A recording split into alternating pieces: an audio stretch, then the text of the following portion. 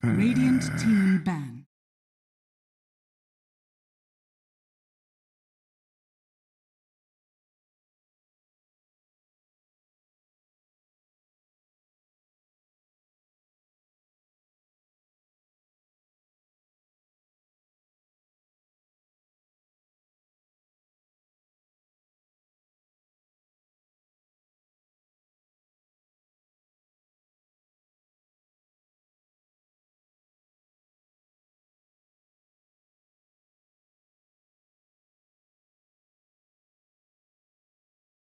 Very last day, so we'll see how they're going to be able to fare until then. But with that being said, however, we had an incredible first series of the day. We were able to watch VICI Gaming take down the boys on Sparking Arrow.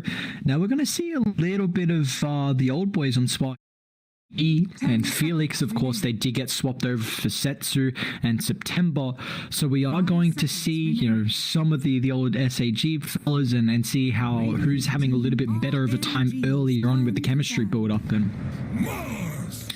one thing I want to highlight is the fact that both these teams have a lot of emphasis on the clockwork.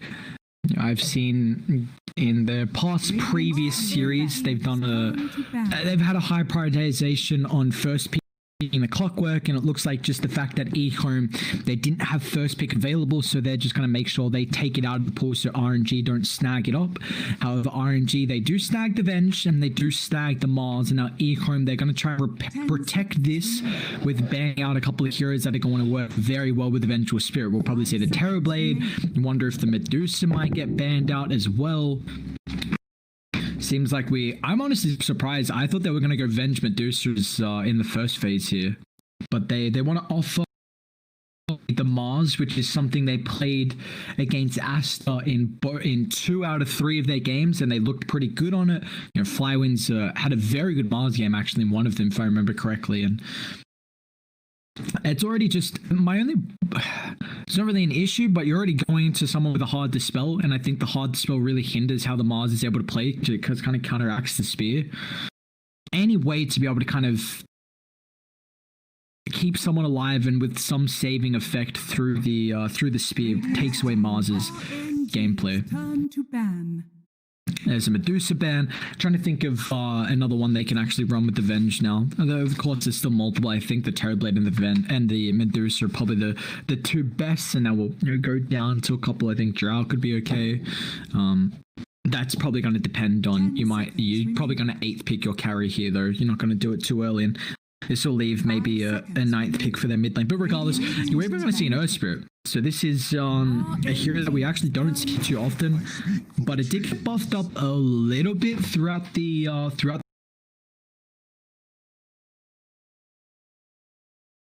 Radiant team pick. Turn to the Magnetize got rescore. Whoa! Magnus. The empowered damage got rescaled, so maxed level. I mean, it got buffed up at every level. It was 10, 15, 20, 25, so it went up by 5 every time, and now it's actually going up by 7 every level, from 11, 18, 25 to 32%. So the empower is going to be incredibly strong on the mag. You know, his shockwave got increased, the skill cooldown got reduced. I mean, I'll show you guys the changes in the game so you can actually visually see the changes instead of me just hearing telling you them. Assassin. But they will go with the Templar Assassin here. I mean, a very good way to be able to kill the Oracle in 2 hits before he can get any abilities off. They've got kind of a ranged core that's going to be able to play up with the Vengeful Spirit, which I think is pretty important, because, I mean, you really do want like a ranged Agi carry. I think more Agi if you're with the, like, for the Drow with the marksmanship. You know, Venge is that just the primary attribute, but I think the attack range is really nice, and this looks like a pretty good TA game, because it's any range into melee matchup TA should kind of thrive in, unless they have a way to kind of burn the refraction. And Mag is just going to try and get an immense amount of farm. He has like this 2-item timing where it's the Blink Echo Saber. I mean, I haven't seen Mag in a while, so it could be a little different, but you know, by the time you can't really fight before you get that, and TA doesn't really want to fight before she gets like Blink Deso, and she really hits like a big 20-minute timing with BKB as well. They're probably going to try and protect the TA though. You see the Huskar getting banned out. They might even go for the Viper or the Razor. Maybe actually the Ember, just because the melee hero to be able to utilize the mag and power, but they'll probably now put the mag in the safe lane and go for a last pick hero that's going to be able to play Vel versus the TA. I like the draw, man. Phantom Assassin. This is an interesting draw from RNG. I mean, look at the physical damage they've got. A lot of minus armor. You know, both these heroes like the Deso, so I wonder, you know, they couldn't both build it, I guess, but you got Tusk amplifying, you got the Wave of Terror for the minus armor, a lot of Roshan taking potential. Remaining. I'm just really intrigued how I think Razor stands out for me for EHOME. I think Razor is just so goddamn good. Yes, he won't be able to utilize the Empower at a high rate like a melee hero, but I think you just want, like, the static link absolutely destroys TA. You've got a very good lane. You counter him throughout the game, and it's very good versus the PA as well. Another hero that very much relies on your right click. So I do think EHOME will try and put the, I mean, okay, so what do? If they keep the mag versus the TA, then they probably go for a melee carry. There's the Riki, okay. There's the melee carry. Very, very good matchup versus the Mars. You've got the Blink, of course, to naturally Blink and tricks the trade, so you naturally hit the Mars from behind. You don't have to worry about the Bulwark. You can get out of the arena with multiple ways. You also have the Oracle, so he just Fortunes ends you. Then you're able to get on top of the enemy team throughout the lane. It's a pretty decent kill threat lane, honestly, but you do have to be careful about the Mars and the Tusk, and there's not a lot that he has to worry about. Like, you take a look, you know, the Spear you can dodge, the Magic Missile you can dodge. These both have very long projectile animations and cast animations as well, so Riki should be fine. I like the Riki pick a lot. It's, you know, this is a hero that doesn't mind, you know, like building for the Battle Fury, so now it's going to kind of get built in for himself for the mag. It does now mean that the TA is going to be into this mag lane, and I think it should be favored for the TA, but mag can just fall back and farm the jungle if he's too worried.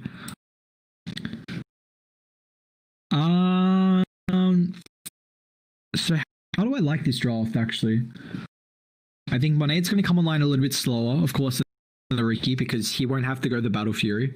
Riki with... Although if Riki has a hard lane, then EHOME might just get ran over, because it would just be Earth Spirit making plays, Faith Beyond can TP forward as well. They don't have the greatest safe lane to actually deal with the Nature's Prophet tree, and so I think early game, EHOME with the, like, their bottom lane Oracle Riki should go well. It's always iffy because, again, the Mars and the Tusk. And then I also think the Furion and the Earth Spirit should do really well in the off lane. All these new voice lines from the Aghanims.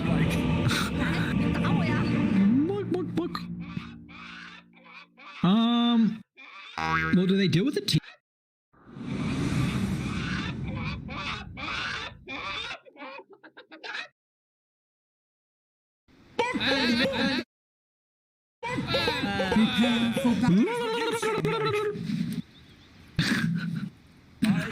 I nothing but myself.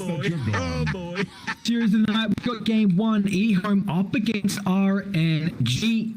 It should be a pretty good matchup here for your entertainment. Come on, do it. Woo! All these voice lines, man, they just get me hyped up. So let's actually go through the mag changes. I'll just show you guys all real quick so you can actually have it on screen. It's definitely a different thing with me saying what the changes are, you actually being able to visually see them. But the Shockwave went up by 15% slow. Power got rescaled, you see every level. It's up by 7% each level instead of the 5 before. The skill slope and the cooldown now flat 16 blast. I shouldn't say flat 16. It's 16 blast instead of the 20. His talents got changed as well. He used to have a 15 attack speed instead of the 20 damage, and then the 100 shockwave damage got buffed up to 140. So that's all the change with the mag. I feel like going through the mag just because I think this hero's gonna have probably one of the most that got changed throughout this game so far. Here comes Felix with the wraparound. Try and get on top of Silo. Still has another blink if he needs to disengage away from the tag team, so he'll be fine. Silo does get the bounty though. It's going to be a 3-for-1 for the bounties here. If Faith Beyond actually gets both of the ones up top. Alright, let's see how this matchup fares. So how are they going to do it naturally? Starting with the tri lane at the moment. Usually we see if you start with the tri lane, the position 5's like playing the tree line. It's going to be a little bit more awkward for them to wrap all the way around. You can't kill Silent, you've got to kill Y. So it's going to leave Monet pretty vulnerable up top, and we're going to see the rotation from Super. I think if he was positioned here, they would have been able to find a kill, but he was already too far away, it made it a little bit difficult. They're playing. Yeah, it should be just a farm fest.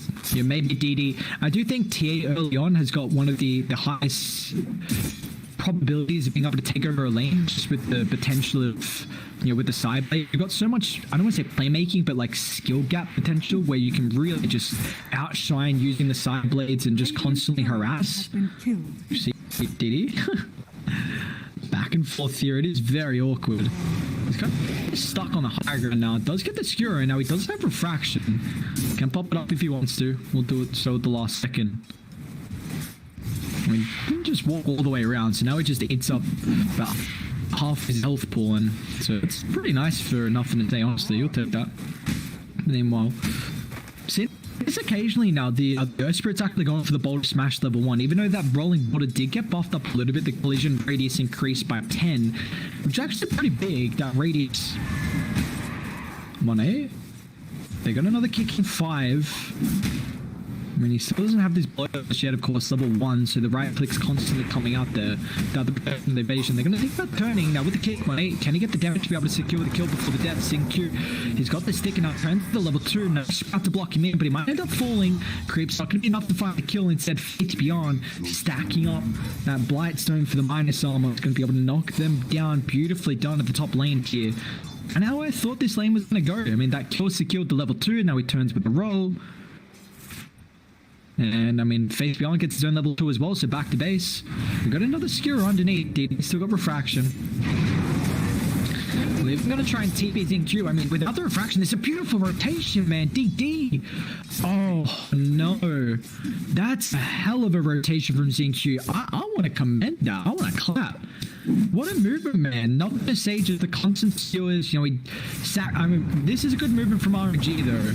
Faith Beyond will fall to Mark. Should Faith Beyond is in trouble here. Phantom Strikes will be up in a couple of seconds, so it looks like the Nature's Prophet is going to try and juke and jive and play around without the vision, but it looks like it's daytime, so that potential is a bit lackluster. I think it does have a roll, but diving underneath the tower is probably not going to be the case. And here that did get changed. The base damage got increased by 3. You already see he's got 70 damage at the moment. You know, 3.4 agi gain. He's got the rate and slippers of agility. Why? They're on top here. And they're level 1 in the tag team at the moment.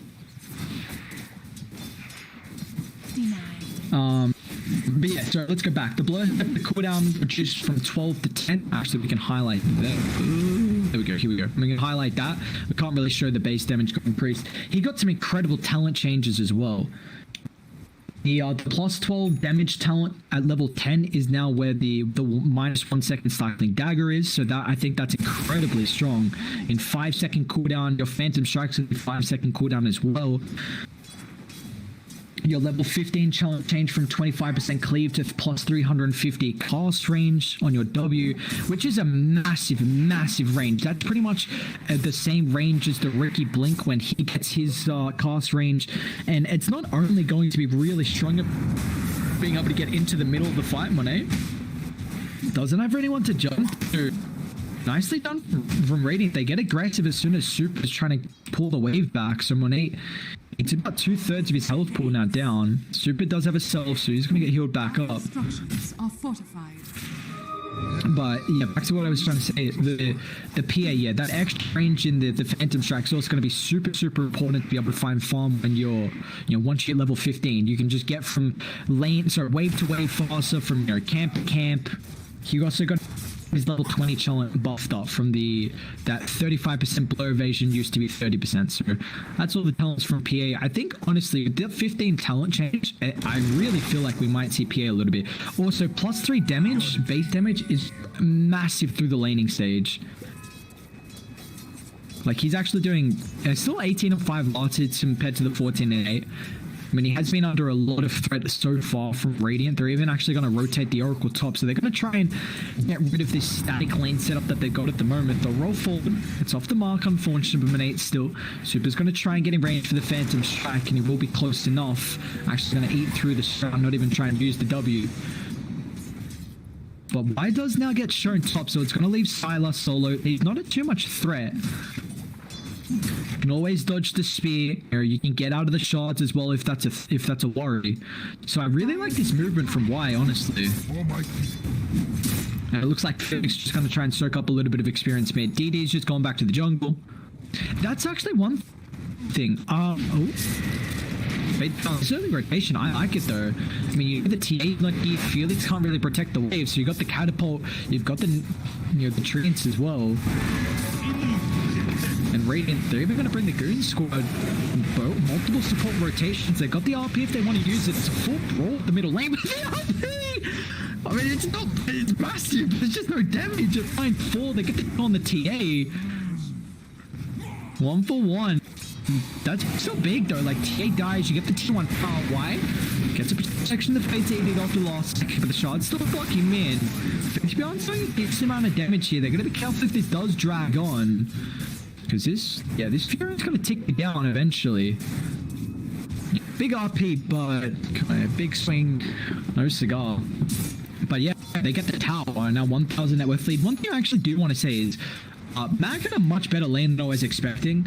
I kind of forgot that the Mag matchup versus the TA, it's honestly not the worst, because usually any like melee matchup is not the greatest, but Mag can kind of deal with the refraction. Like, the constant just... Oh, Tom, actually, he's in trouble here. He's got the Phantom Strike. Actually, jaunts up to where the Fury on is. Going to tempt the TP out. Can get it fast enough before the damage. He will be successful. But yeah, with the cleave from the Mag, you can actually kind of deal with the refraction in the lane. Because early on, TA doesn't have the attack range to play around with. Felix out of the sprout.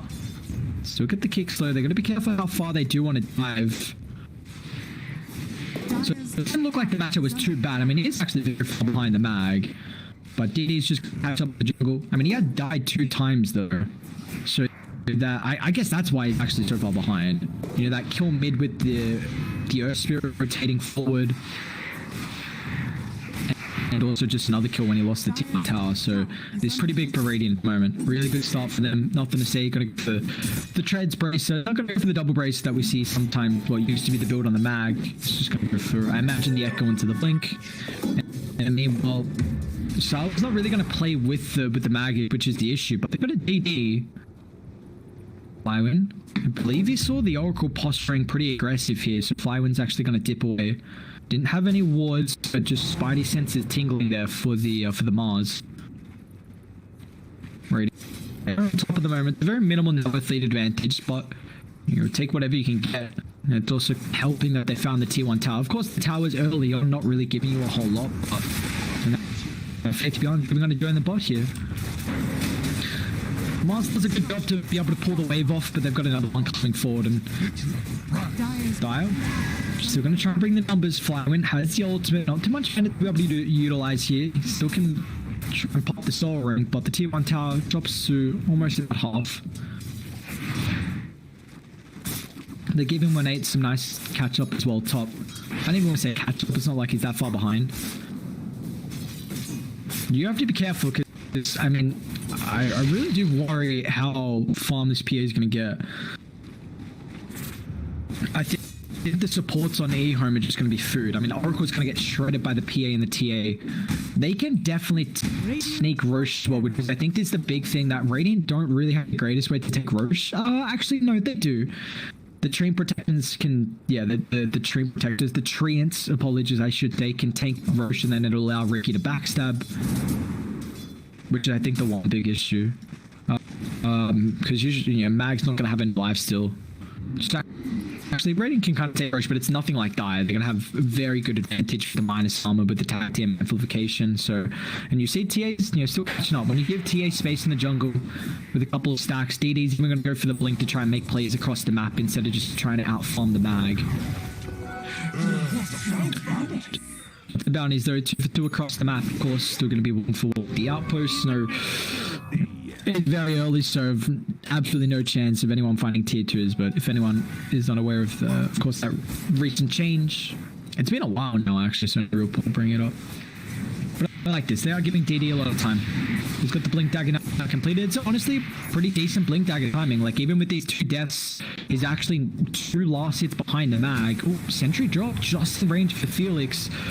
They hadn't observed what it looks like by the top power rune here. Oh, that raptor nature. My oh my. Yeah, that would have scouted out the invis, so actually really nicely done from the Oracle. And they're going to try and look to put pressure on the tower. They got the catapult wave. You got Faith going with the early rotation up here as well, who still doesn't have boots, but he's going to catch down 1-8. He can kick him back to the rest of the team. And now the RP follow-up lockdown is just going to disable any attempt from him to be able to disengage there. Didn't have anyone to even phantom strike to regardless. Really nice kick back, as I was trying to say.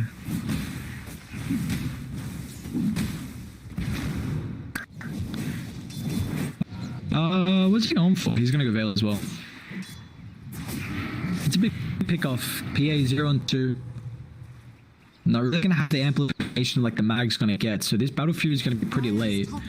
We haven't really seen Ricky play around the mag. Silas just trying to get whatever farm he can. He's actually doing a pretty good job at the moment here. 30 net worth, 76 last hits. He's going to try and link up, maybe run the mag and get a little bit of farm. Yeah, Silas of this. Oh yes. Of course, it doesn't do as much on the friendlies anymore, but he's going to get close to the fizzle bit, and this could be pretty big. Radiant might hit their 2 item timings before Dire going to. More in particular, the mag over the TA. But you do see that DD starting to get involved down bot, and with that blink showing on top of the lanes, putting pressure on the tower, they might be able to catch up Monet. Protected with the blur, so smoke's going to pop right next to the Creedway that links up with the tier 2 tower. So Monet, nice positioning there. They do end up losing the tier 1 down bot, so it's going to diminish this lead down to 2,000 at the moment. But you see it's continuing to grow for Radiant. A very good start for them in this game, and what's Faith Beyond got? Still no boots. I mean, he's moving 310, I guess. The drum's going to help him. Interesting. I feel like the movement speed's pretty good this game, right? A bit of a slow one. Let's see the neutral items while we are waiting for a fight to break out. Okay, maybe INVICTUS kind of hunting. Won't really be able to find anyone though. Sorry, so both teams got a mango tree. Where are the mangoes? Are they even placed? Not that I can see at the moment. Just both in the inventory? Yeah, I can't see the icon on the map. Unless I'm delusional, but no, I can't see the icon at all, so they're keeping up at least. Your rookie going to be very... And there we go. Blink completed, Silent about to have the diffuser blade as well. So I think it's going to be go time for EHOME. Once they get these at the same timing, which they do, they're going to try and smoke up and take a fight around these boards, I imagine. They'll try and put pressure on top of towers, which they're already doing a very good job. They can maybe have nothing to say, shoving out a lane and smoke this forward to link up with him. They're already trying to posture aggressively now behind the mag, as we see Dire still getting farmed down. But he hasn't really got too involved with the blink. I mean, tried to go for this item to make plays, but didn't get anything out of it. So it is kind of making it a little awkward. It's still, blink's going to get you from camp faster, but Deso is probably better for the farming, of course. Got Monet mid. Be careful, they might catch out Felix instead if he wants to blink to catch him. Instead, it looks like he just wants the rune. Not even going to pay any mind to the toss there, so this game's slowing down a little bit. I do think we're going to have a massive mid-game timing. Like, both team, I mean, probably full Silo. They'll catch up the Mars, already absolutely no mana, so there's no turn potential. Just going to have to cancel the TP. And the Diffuser Blade's just so good against the Mars. He's already got such a low mana pool. He did have... Yeah, base intel increased from 17 to 20. He honestly got buffed last patch, and I was so surprised. The ultimate formation from 0.3, the level 10 talent increased from -2 seconds speed cooldown to 3. Really surprised at how much he got buffed up here. Smoke. They really want to catch Felix. You see, they tried to dodge the toss there, and it's going to mean they won't actually end up catching anyone. They will get all the bounties, though. So I guess that... Oh, they almost got held. I mean, Radiant's just going to take over this, actually. How close to hell is he? Should have it off of his camp. I mean, it's such a good Hellwood game. Pretty much all the damage that's going to come out from RNG is going to be physical. You know, TA, Phantom Assassin, very reliant on it. And you're starting to get map control, which is so important. Like, I have a lineup where they really want to try and take Roche at a pretty early stage, and now the fact that you've Radiant have some very deep vision, you know, they're going to try and end and, you know, find this tier 2 tower at top. And they still have the tier 1 mid, the tier top as well for Radiant, and then naturally Radiant are a lineup the map position where they control Roche at far superior level. Flywind, Blink, has been picked up. If he wants to try the opening on top of Silo, it's not going to kick him to the tree. They can take the fight Radiant if they want to. They do lose the ward, unfortunately. In the meantime, we do see space for Monet, but this is a very late Battle Fury. Still trying to catch up. We even see the Mars kind of neck and neck with the net worth at the moment, but Monet just needs the Void Spirit now until he's going to be at that stage. Unfortunately, he doesn't have the amplification that's being able to come out thanks to Magnus, who, I mean, already has his Hyperstone. Now, this is getting incredibly far, man. It's, you know, ahead of the TA. I feel like RNG might go for a play where they smoke up and try and sneak Roche. Is that a Calling Blade? What did he buy the Calling Blade? I mean, he's against the Furion, so it makes sense. Just a couple of heroes try and go Calling Blade early with the range for the lane to try and mass farm as fast as possible. There's a sword. They're got another. They're going to smoke up and make the movement. They might catch out Nothing to Say, who tried to scout out Roche. He's going to see the trap placement there, so they're well aware. They even scan as well. This could just be a disaster. If you're all grouped up for the RP, you got to be careful, man. They smoke up underneath the observer ward to die. They're going to disengage with the roll forward. Felix not going to get caught here. Nice snowball timing. If they bring down the overlord, keep it RP. But backline assault is what's going to prevent the forward people. No, Zed at the moment. Somehow can get the roll forward. ZQ should be able to bring down Super in the river. Mars is going to end up falling as well.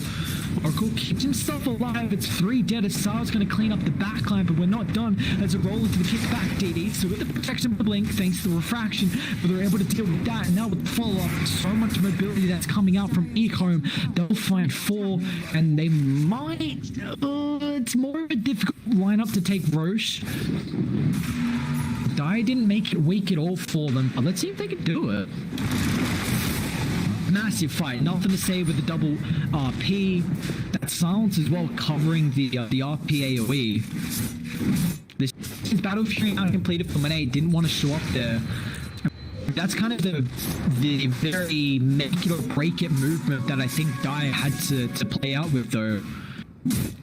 Like, you're a little bit behind at the moment. You feel pressure because your PA hasn't really found that farming item at a fast rate. So you feel like you need to smoke up and try and pick off get Roche. But now you give it away. You also give 4 heroes away as well.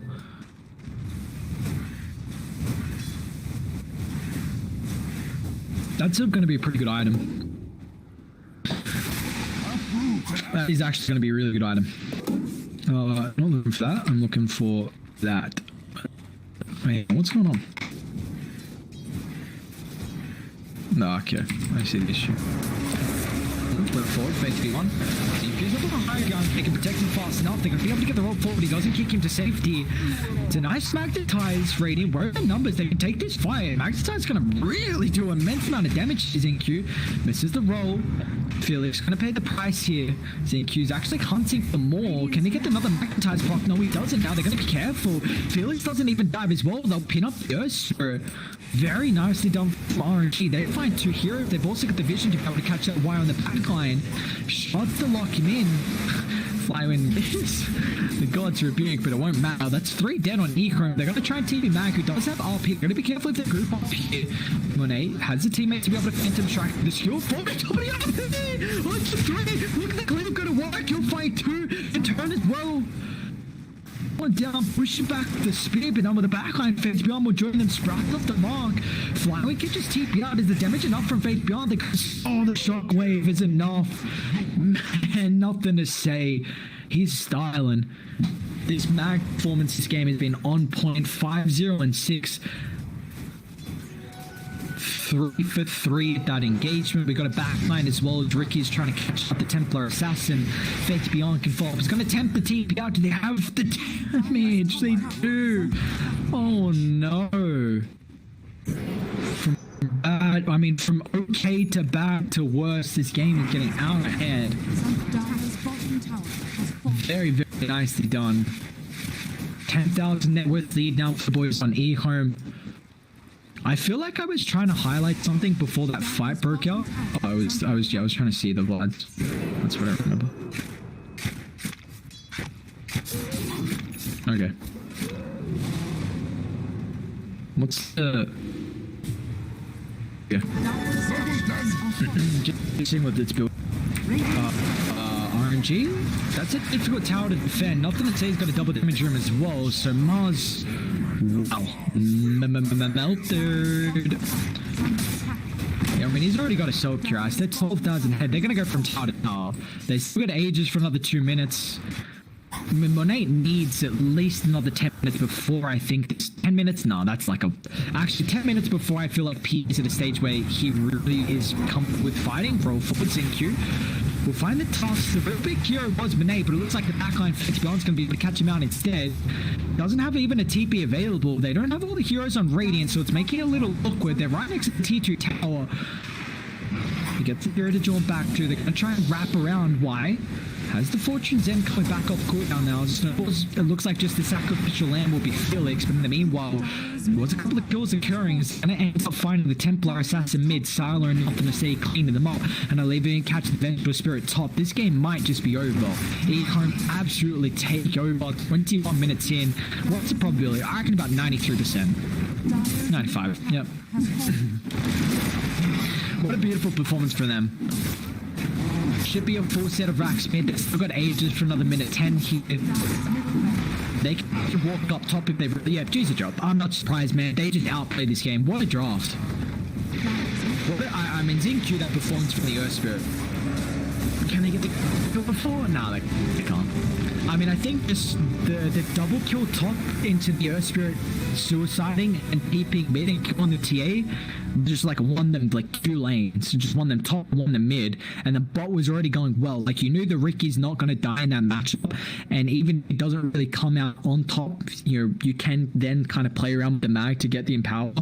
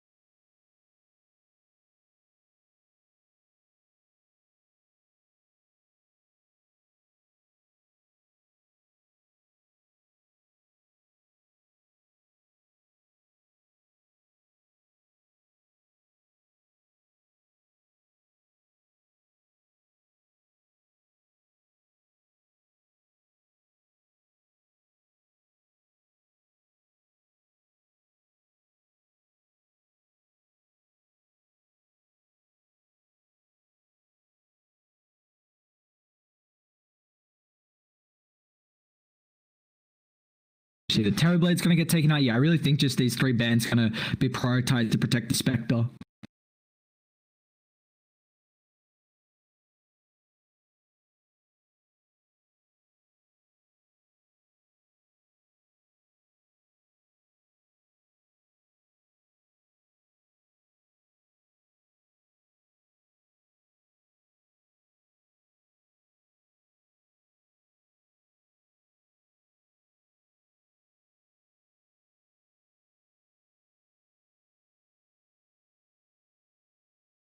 The only reason why I bring it up is because, yeah, Grim Ricky is just like, you don't lose that lane. Like, if you lose a Grim Ricky lane, then it's like, oof, that's rough. Then you're really looking difficult to be able to take the game.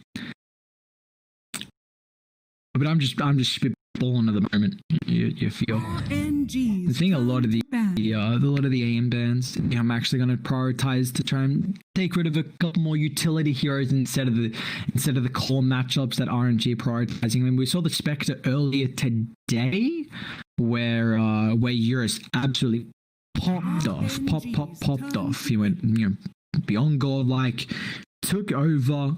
I don't think he actually died once that game, if I remember correctly. And Monet did the same thing yesterday as well. He went 15-0 in one of his performances. So, Spectre's got that playstyle. I really like the kind of method on the Spectre. He does, going for the Meteor Hammer into the Manta, you do not really have a whole lot of damage. You can kind of only just kill the support.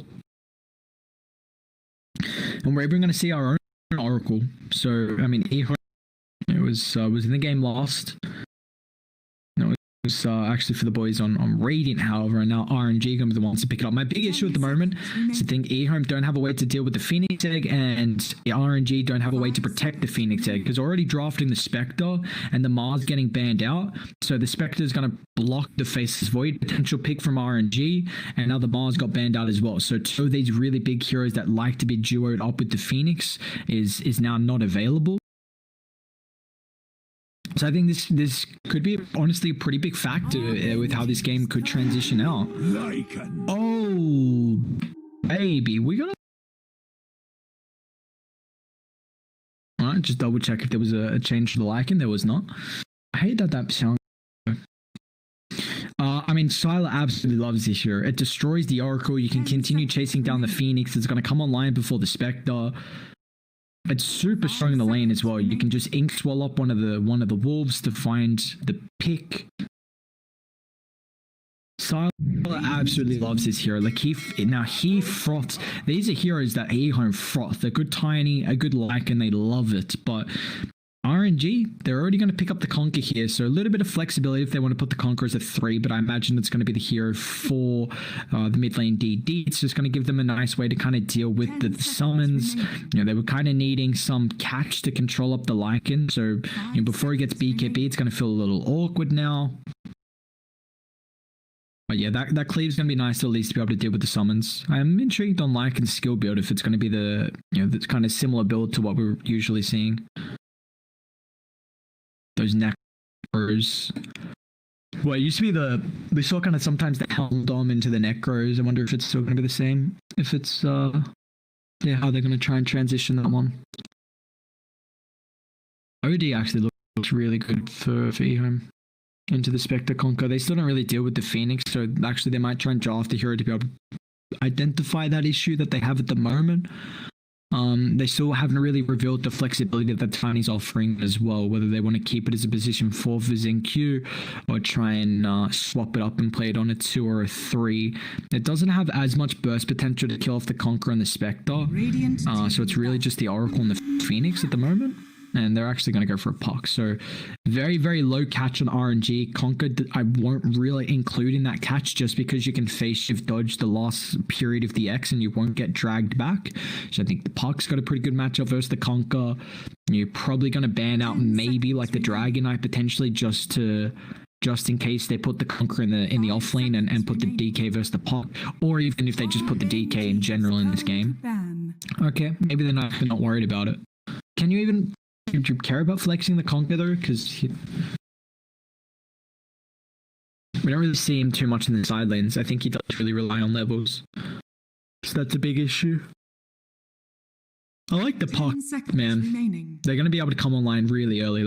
Like Puck's a hero that kind of, you need levels, but you're going to be ready and waiting by the time the Lycans popping off and ready to go. And without a way for them to really deal with the puck, there's going to be a big issue. They actually ban out the Mirana. So ZenQ's also got a very, very good Mirana as well. Brought up that Faith Beyond's Tiny is something to fear. I think overall this last pick looks like they're trying to find some initiation from RNG at the moment. I mean, Axe and Legion probably the best ones. But can kind of deal with the summons. There's not many other initiation offlane heroes that can kind of deal with the summons. I'd maybe put Centaur in, but that hoof summ's a little bit too long to catch out the puck. So they might go for like, could you Tide Hunter? Honestly, the cooldown could be a little bit too long, but you don't really care about coil. There is a decent amount of burst, tiny puck, room tricks, or not bad either. I think they don't really need tankiness in their offlane, but I do think they need some initiation. And a lot of the tankiness you get in the initiation. Or I should say a lot of initiation heroes are just strength anyway. That's what I meant to say. Sanking honestly could work. Yeah, honestly, I don't mind Sanking. That hero did get last patch. I mean the Caustic Finale getting reworked. A lot of talents as well getting changed. They banned the beast, okay. RNG's Vision here. Juggernaut. What the hell?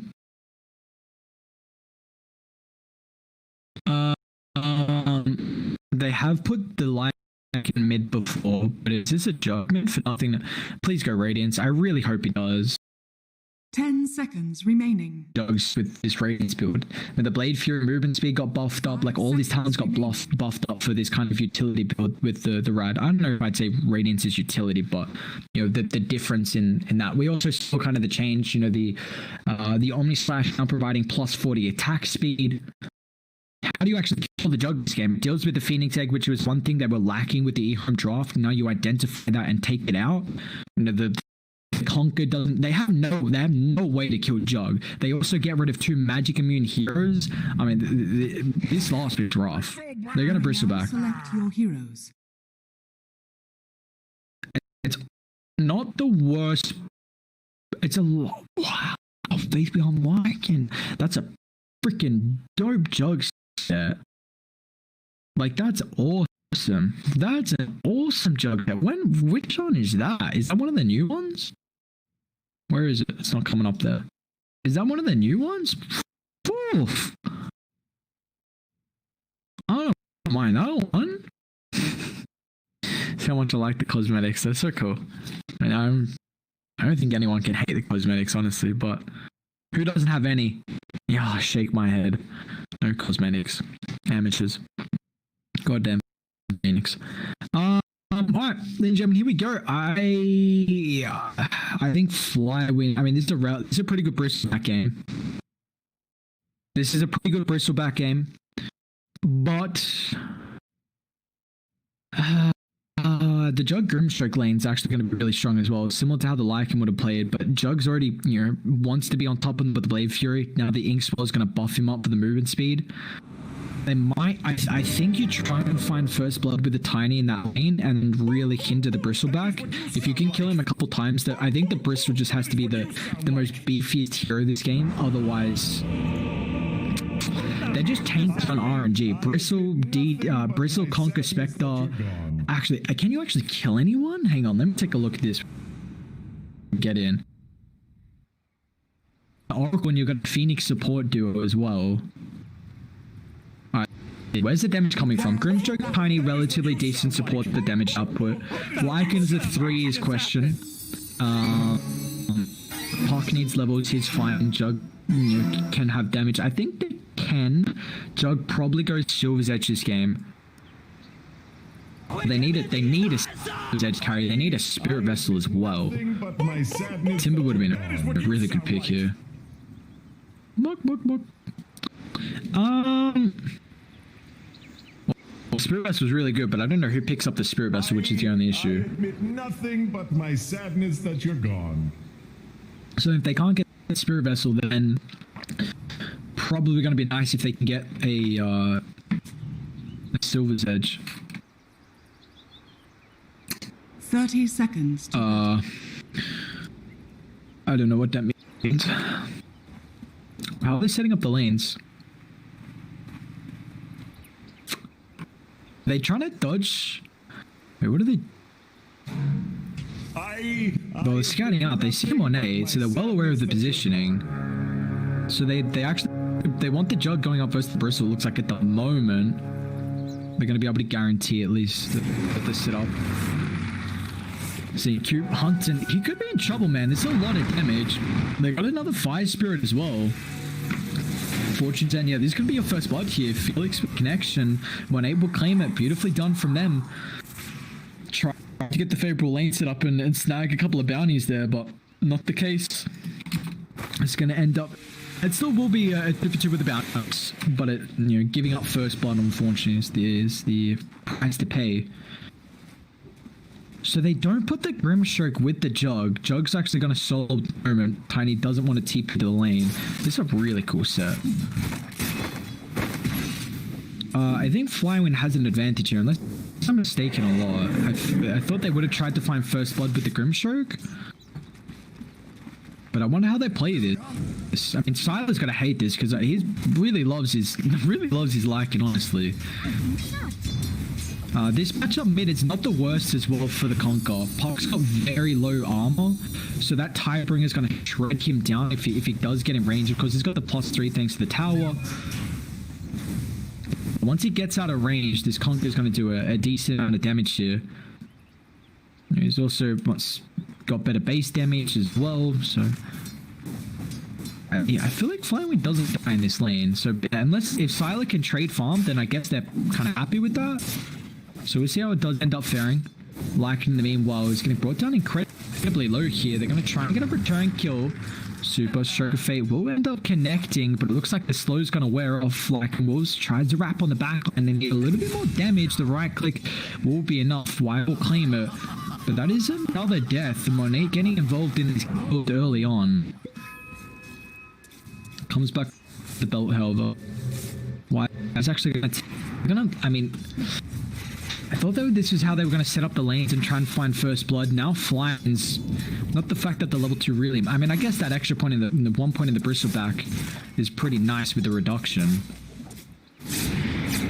But now they can't swap up because Super TP'd down bot, so he's kind of stuck here with the toss back. Flywin could be in trouble here. The Ink spawn to the Blade Fury. It's only level 1. Flywin trying to turn around with the Quills, but he doesn't find enough.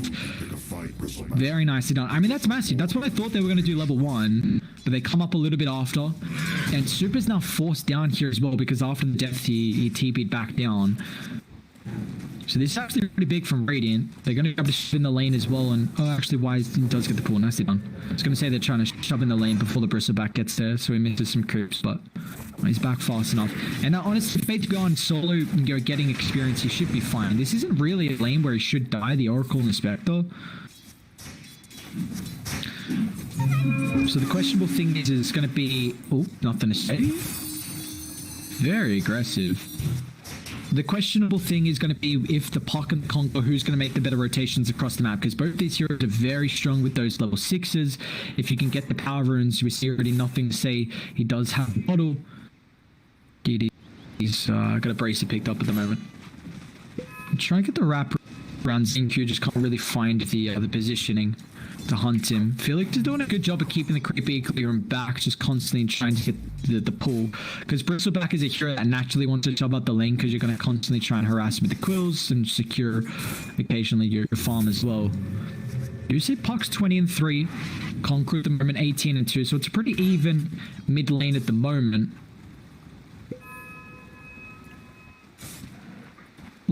I mean, Bristol's only got 13 last hits, Joke 16, so honestly, these side lanes are relatively even. Faith Beyond's not being able to have the creep equilibrium in his favor. I mean, he doesn't have the support to be able to protect for the pulls, which is a little awkward. Zincu, find it. He's actually going to TP bot with this. So instantly out of there, they're unaware of this movement. Maybe they can kill off Super. What level is he? He's only level 2. I wouldn't mind if he hides an invis to get level 3 for that extra bit of damage, but we'll see if he does. Toss up. He's got the Avalanche to control him. Super still charges up the Fortune's End to lock in both. He'll be able to get out of range. Honestly, wouldn't mind him waiting. And now this leaves top. I guess maybe they kind of wanted to get rid of that matchup. I mean, you just got the, I think you definitely wanted the Grim Stroke with the Jug, because that's more kill threat. So there's going to be a lot of magic damage coming out. Maybe 3 points up in the Blade Fury is when they can get aggressive. Zincu. We find hits that level 3 now, so if the bounty's about to spawn, there's already wrap around getting curd. Zincu might have to pop the mango to get the toss up. Puck's gonna be able to snag the bounty up in the higher gun. Zincu, no, he should be fine. Super out of range. So Dire will only get 1 bounty. Nothing to say. They're snagging that one away from DD. I mean, he wasn't too worried because he doesn't have a bottle, but he doesn't get the gold, of course, which doesn't feel too good. Damn, it's cool that Sile is blue. Like, his color is blue, and his jug's blue as well. Get it? Chat? It's kind of cool. I was gonna say, is this something like his, like the Queen of Pain Arcana, where you get the red deny? So that those little things just start adding up. Is he gonna go treads? They're gonna try and wait. It comes to TP in. The Great Wave's coming forward, but he's not going to get there close enough to protect him from the toss. And now Wise in range. We're able to get rid of the Ink Swell, but it's not going to matter. The slows are too much for them to deal with. Monet. Oh, no chance. Okay, he does. Almost being able to spell that off. Not going to say nice coil. I'm back. Yeah, very important that you see, I mean, the Inkswell play. They did a good job from EHOME playing the Grimstroke away from the Oracle in the lane. Would have made it very, very awkward, just being able to constantly dispel off the ink. Oops. He's actually going to go for the Maelstrom. Interesting. We'll see this, that giving you the plus a lot of bonus now. Plus 40 attack speed, the bonus damage. It's going to be really fun to watch, honestly. I wonder if we're going to see Jug a little bit more, to be honest. What's at the moment? Okay. He's about to hit 6. So with this ultimate, what the fuck? What the hell? What? Hang on.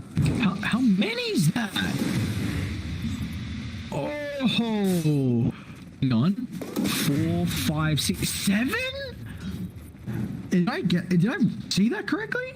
Is that a 7 stack? What's his farm? 3,500. We'll probably make it like, because he killed a couple of creeps beforehand. Oh my god, look at the gold.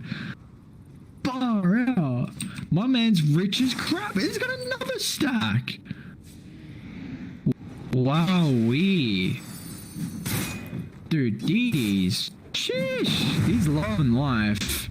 Dude, I feel like he just got all those neutrals. Yeah, they're maxed out now. And that's why you need to save the stacks until 7 minutes. No point farming them beforehand when the neutrals aren't available. I mean, he's already level 9 compared to the 7. How many dies he got? He's got 11. Actually, 9. Puck's got 11. What the?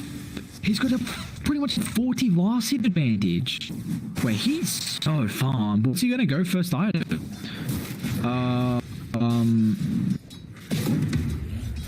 Hell's gonna be okay. I don't know if you want to first item. Shadow Blade's a good choice. Monet.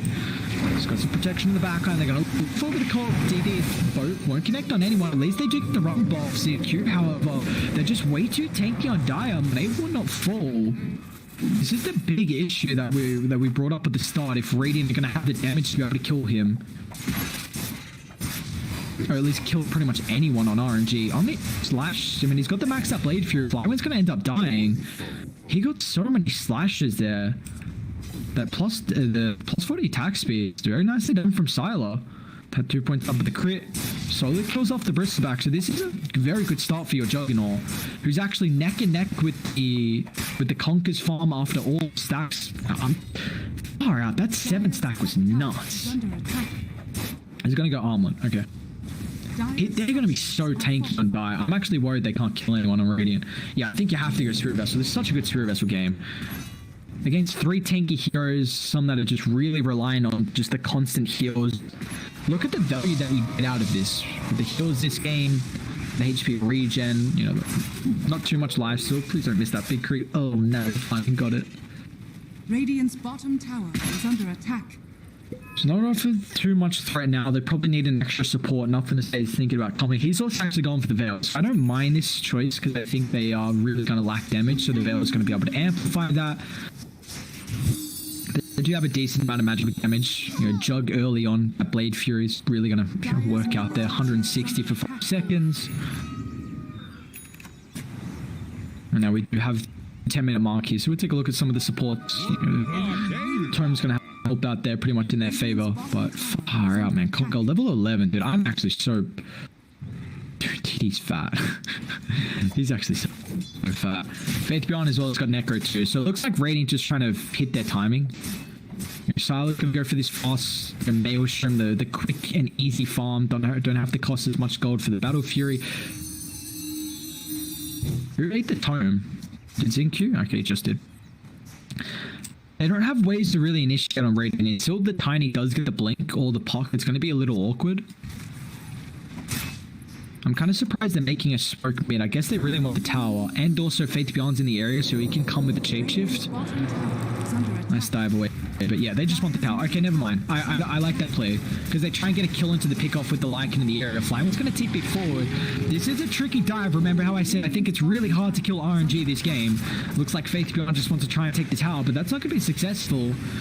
With rotation, he's at very high level, so this X is already maxed out. So they'll be fine.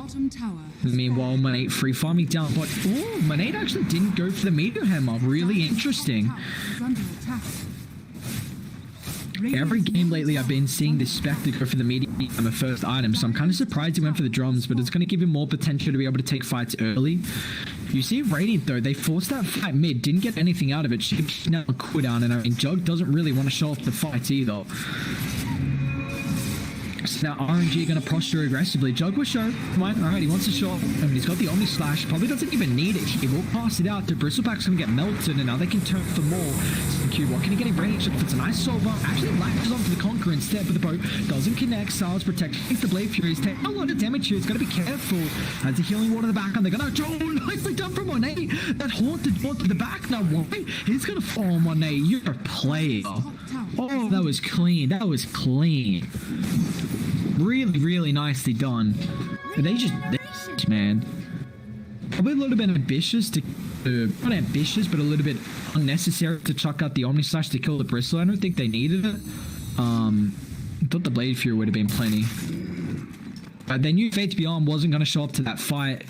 and you try to kill off a Conqueror who's 1900 HP, 2400 now with armlet popped. Yeah, not gonna happen, guys. It's just not gonna happen. That's also not including the damage delay with the run buff. Also just eats a torrent. He does have phase, but uses it early, so he's gonna get dragged back. He might actually...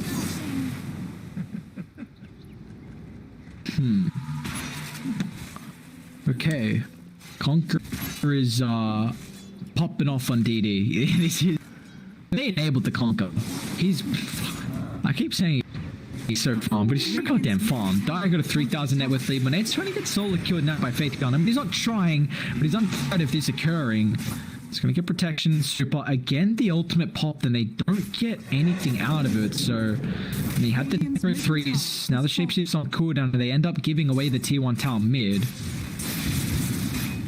Sylar is doing very well for his own farm, but so is the Spectre, keeping neck to neck without having a farming mechanism like the Maelstrom or the Meteor Hammer.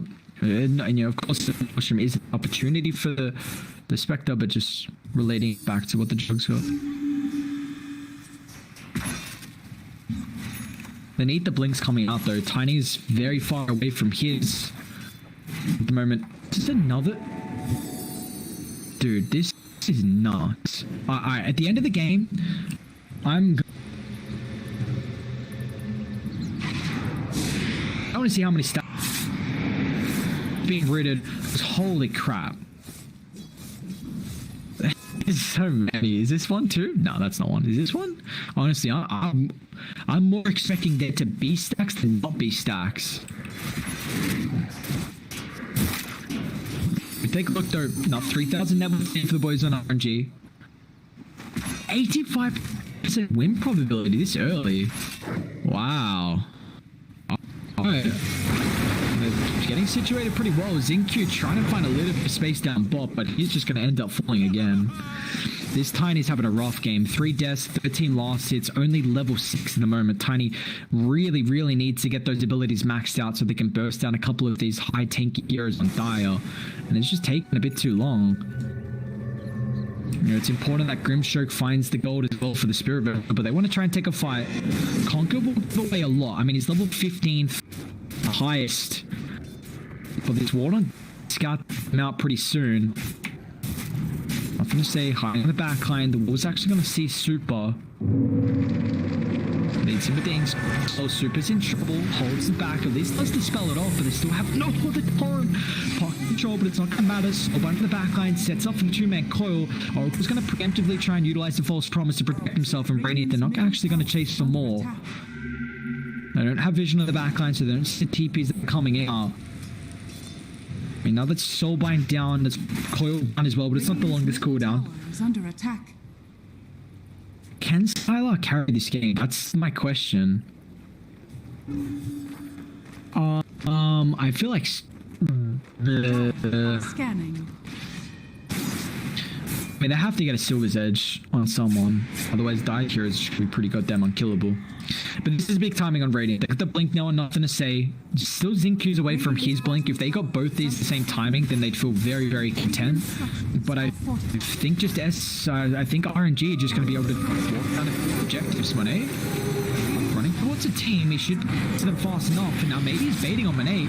Faith Beyond's going to be able to get the ultimate off. Does he want to turn? It's just going to be the third useless shapeshift in a row. But now, movement forward, Fly, when he's in trouble, the Omnislash like solely used on himself here, actually drags it off on top of the crate, and now with the egg on the high gunner, has to force EHOME to disengage, slowing down some of the coil, locks in all of it. It's going to try and deal with the back, and then in a meltdown, and Oracle, they do it, so RNG, taking this where is it? It's just not there. The run buff isn't doing enough. They might lose Fate Beyond, but EHOME, they're so content with that. DD will get chased to the ends of the world. The XinQ's got the follow-up. They'll toss him up. They bring him down. It's a 5-man wipe. Wow. That's the fight they're needing, man. What a turnaround. Sylar's Omni Slash did a decent amount to the bristleback, but he got rid of the last slashes.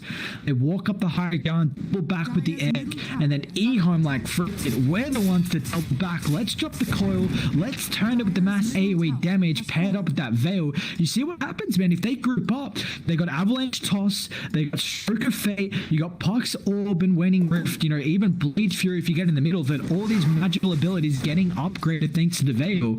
That was just a incredible team fight from EHOME, and now they've kind of turned this one around. That's massive because now the Juggernaut neck and neck with the Conquer. I want to see the swing. Yeah, honestly, that's massive. That's a big swing because now XinQ's got Blink, you know, from a lot of the gold. Jug is now level 15 as well. Conquer, remember, was 3 levels ahead of the second highest. Now they might even be able to catch up Monet. He does have Horn. Radiant, they aren't all grouped up here. So this is a tricky kill. Monet. Stance prevents the ultimate, but it's got the movement speed from the dagger and the drums. Does have to force out another charge. But I mean, the boys on Radiant can still fight if they want to. Essence String's going to be pretty strong. Sylar. Blade Fury will be fine. But with the Omni Slash coming up pretty shortly, I still feel like Radiant are content with taking these engagements. That's going to be nuts on the Jug. I'm all for that. Oh, yes, please. Let me see that. This is a nice ping. They're well aware of Monet's positioning. This is not an easy kill. Monet's super speedy at the moment. They also scouted the positioning. Sylar was moving pretty aggressively towards where the Spectre was playing. I just have a minimal net worth lead, but it looks like they're afraid of him potentially trying to posture around Roach, which they can take with the Spectre. Not to say, he's got the phase shift, should be able to dodge the drag back. He will. Nicely done. Radiant, they're just going to try and trade towers now at the moment, and they should be able to do so at a pretty easy rate. He's already got that. I mean, honestly, this Axe is going to be so important for them. Did he cancel the TP? Alright, Coil cancels it. Nothing to say he's going to be able to deal with the net. Oh, they do glyph it up, but it should be able to drag the aggro for a little bit. So yeah, Radiant. But no, they know the TP is now cancelled on the Conquer, so they can play around bot for a little bit longer. But they're going to be careful if a potential smoke comes out from RNG if they're going to try and collapse and link up with bot if this next push occurs. Looks like they're still just going to posture aggressively towards the top side and try and get some movement down. DD. Bounty. Why is it going to move forward? Though just the Stroke of Fate. So, I mean, it wouldn't really have done too much. The slow would have been nice if they did follow up. We got a game on our hands here, lads. We got a hell of a game on our hands. Probabilities, you know, still 80%. But we're starting to see nothing to say. I mean, he's identifying that Dire don't have a way to deal with the puck. Like, literally, it's the Conquer, that's it. And Conquer doesn't actually offer anything because you can always, you have a way to be able to get out of the X. Radiant's middle tower is under attack. I love just to watch nothing to say, play these side lanes, get an immense amount of farm. Spectre makes it a little annoying. Just the slow, but they're looking like they're trying to bait nothing to say. XinQ's up there at the moment. Sylar's still getting a good amount of fun. And it's actually big because they just got the Spirit Vessel as well with 4 charges. But Dire looks like they're grouping up to make a smoke. Any big items? I don't really see. I guess the pipe completed on Flywin. They're going to try and smoke and link up the top. Sylar might pop this actually. Let's see. No. Ooh, I don't think he saw the Quill as well. So Frank's going to pop here. TD with the Torrent. Sylar does scout it out, so they see the positioning. Oh, that's massive for Radiant. They missed this smoke play. And now Radiant, they want to take the fight, Sylar. Not going to pop the Fury early. Instead, with the Omni Slash coming in, try and melt down TD, but he won't get brought down with the False Promise as well. XinQ on top of the backline will get dropped. So gets a Blade Fury with the DPL. Why not be successful as well? This is probably Roshan. Very questionable play from Radiant trying to take that fight without everyone. I mean, Faith Beyond, you know, he's so close to the Ags. That's the call you got to make. Faith Beyond, guys, we cannot fight there. I'm literally like one camp away from Ags. Nothing to say he's not in a position to fight either. You pop up the smoke and that's good enough. Up ages, RNG give off 2 kills as well. Again, I don't think this Age is really going to do anything, because nothing this Age just shoves out the lanes. It's level 17. Keep it up. Yeah. Just going to go from lane to lane. I honestly think Phoenix might have to go for a Hex. Oops, Silo. They had that wolf fight now, DD. Gets the bomb off. Silo's going to be careful, but he's still got the Blade Fury. He's going to disengage with XinQ. His blink's now cancelled. So it looks like the Tiny, unfortunately, is kind of getting baited for the rest of his team. He does make it up on the higher gun, but I don't believe Rating going to be able to keep the Tiny alive. So RNG going to slowly chase him down. This will allow them to get rid of the rest of the side lanes as we see down straight away to the bot. Now, the wolf bite does now get kind of wasted. I mean, 45 seconds, 80-second cooldown all up. How long's the duration? I'm guessing it's just the same, 22 seconds. So get from it. The shed lifesteal is going to be pretty big.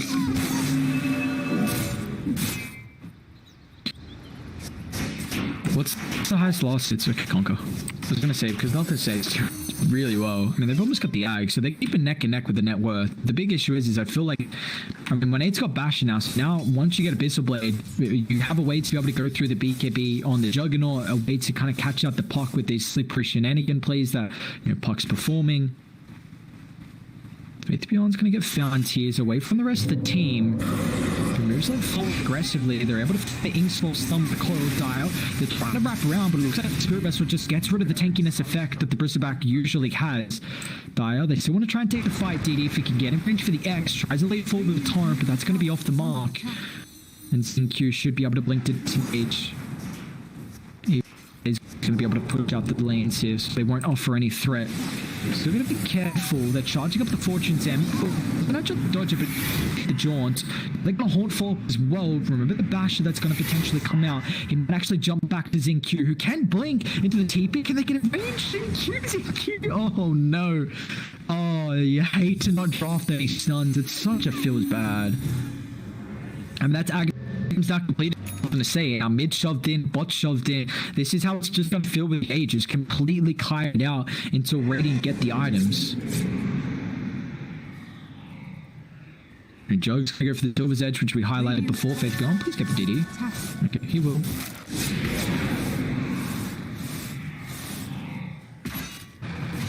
And what's up here from RNG? I feel like you just try and tank up as much as possible.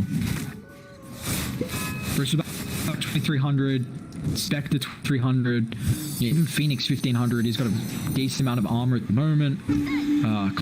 Conquer, yeah, they're all 2300. What's happening to bot? Bristleback might end up falling again. They see the TP rotations. They want to dip out of there as soon as possible. Felix not going to be able to cancel off the shapeshift, so Faith/Beyond has to get the ultimate to try and disengage. They're actually going to commit the wolf bite. Do they want to turn? Silent. The beta Flywing back. It looks like he's going to try to with the backline support. If they can get onto the Phoenix before the egg, the Silent should be able to bring this down. He does have the Blade Fury, so the egg's going to drop here. Now he'll turn his attention back to Superbot with Blade Fury now wearing off. He doesn't have the Magic Immunity Soul Bind. Locks them both. They need the Spirit Vessel pump. Silent's still going to do with the backline. Super's going to end up falling, but he's able to get the ult off. This is really good for Radiant. Or he brings down both the supports. Now with counter initiation, seeing through Avalanche top. He's still got the Ages to be able to work around with. Can they even bring down the first slice? It's incredibly tanky, nothing to say. Gets the drawn to disengage, but on the backline, DD going to try and catch up Faith/Beyond. Unfortunately, it's nighttime, so he doesn't have the vision. He's going to attempt the TP out. Can he get ready for the edge? Oh my god, what a play. And they can double back if they want to. DD, he's in trouble here. Silent did a max amount of damage at the moment. He pops the BKB. Can he get it range out fast enough? He's got Dominus Slash now. DD, he's in trouble. The Age's going to get claimed as well, but Silent Blade Fury. No matter for the TP up, but does have the Ribbon Speed coming through from the tower. When it's still progressing, he's got the horn. And now with the Ribbon Speed, so he gets a first hit bash. So Juggernaut's going to pay the price. He does buy out. So not going to lose too much, but it looks like XinQ can get the blink. Oh, that Quill just in time. So Radiant, they do lose two, but what they forced out of RNG, and the Age is down. They lost the Phoenix, the Oracle, along with the Conqueror and that Age. So, a 2 for 3. But you see exactly how Radiant want to play these fights. You just the wolf bite on the jug, the Lycan shapeshift as well. You literally have to hunt the backline. You've got to kill the Oracle. Make sure. Maybe we get the false promise. That's a completely different fight. kill the Oracle to start. You got to kill the Phoenix as well before he gets the egg. Because they, I mean, even if he gets the egg, Jug just kills it super fast. And Jug did go for this build. The Blade Fury damaged into the 100 Blade Fury movement speed. So he's going to be super speedy. These are both talents that got increased. The Blade Fury movement speed used to be 80, now 100.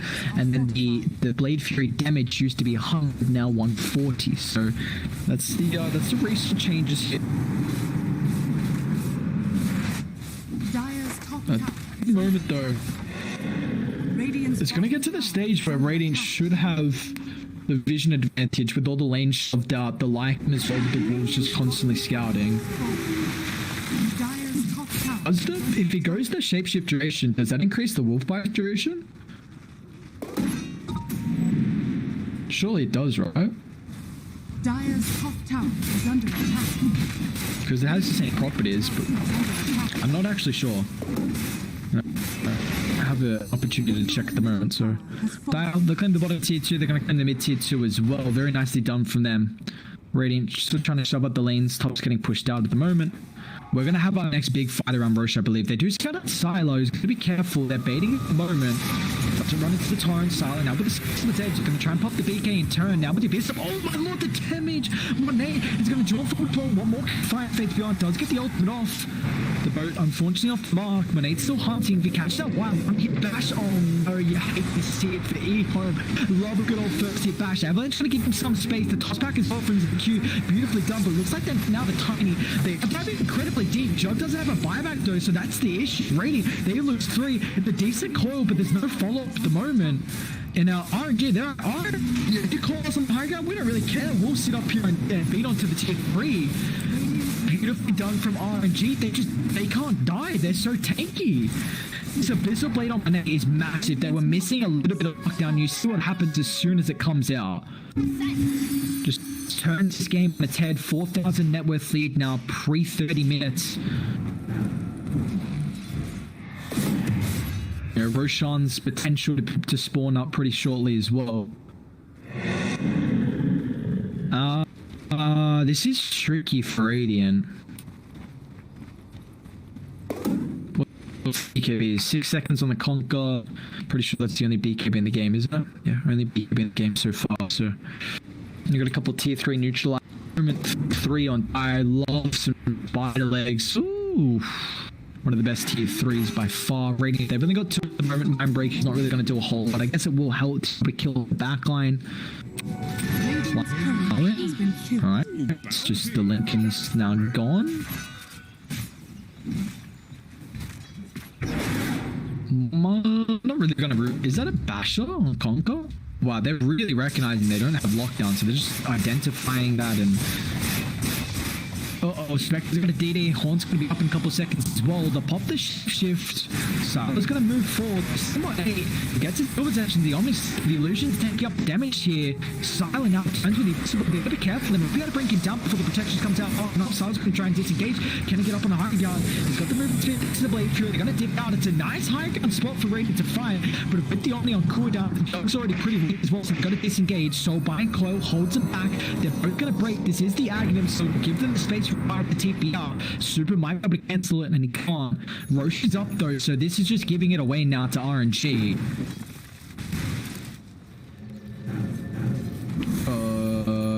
He's fine.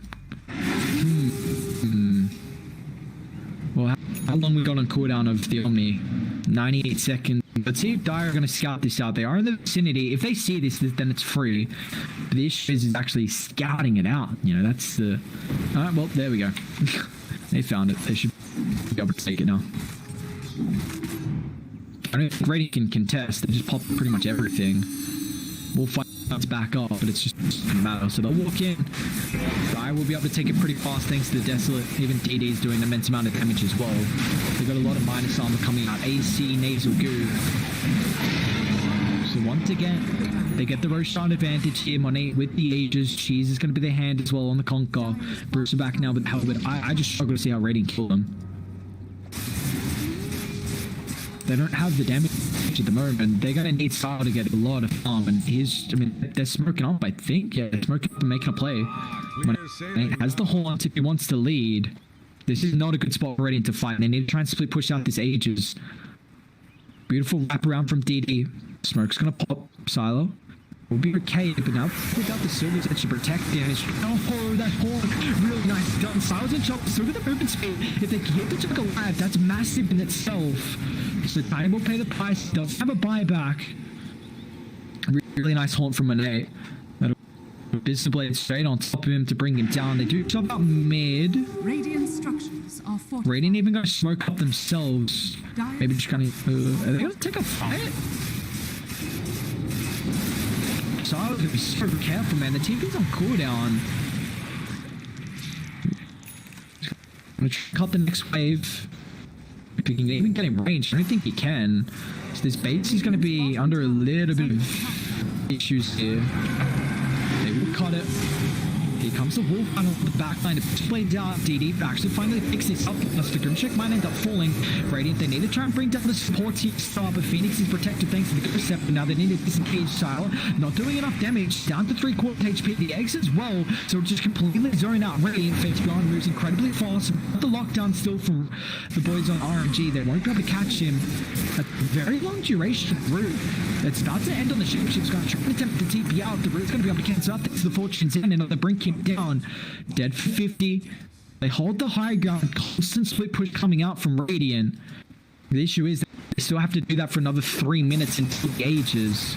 I think that's going to be 3 minutes too long, unfortunately, as it looks like Dire is starting. I mean, they've identified the issue. Just literally have someone in all the side lanes and get 2 lanes out at once so you can at least go high ground.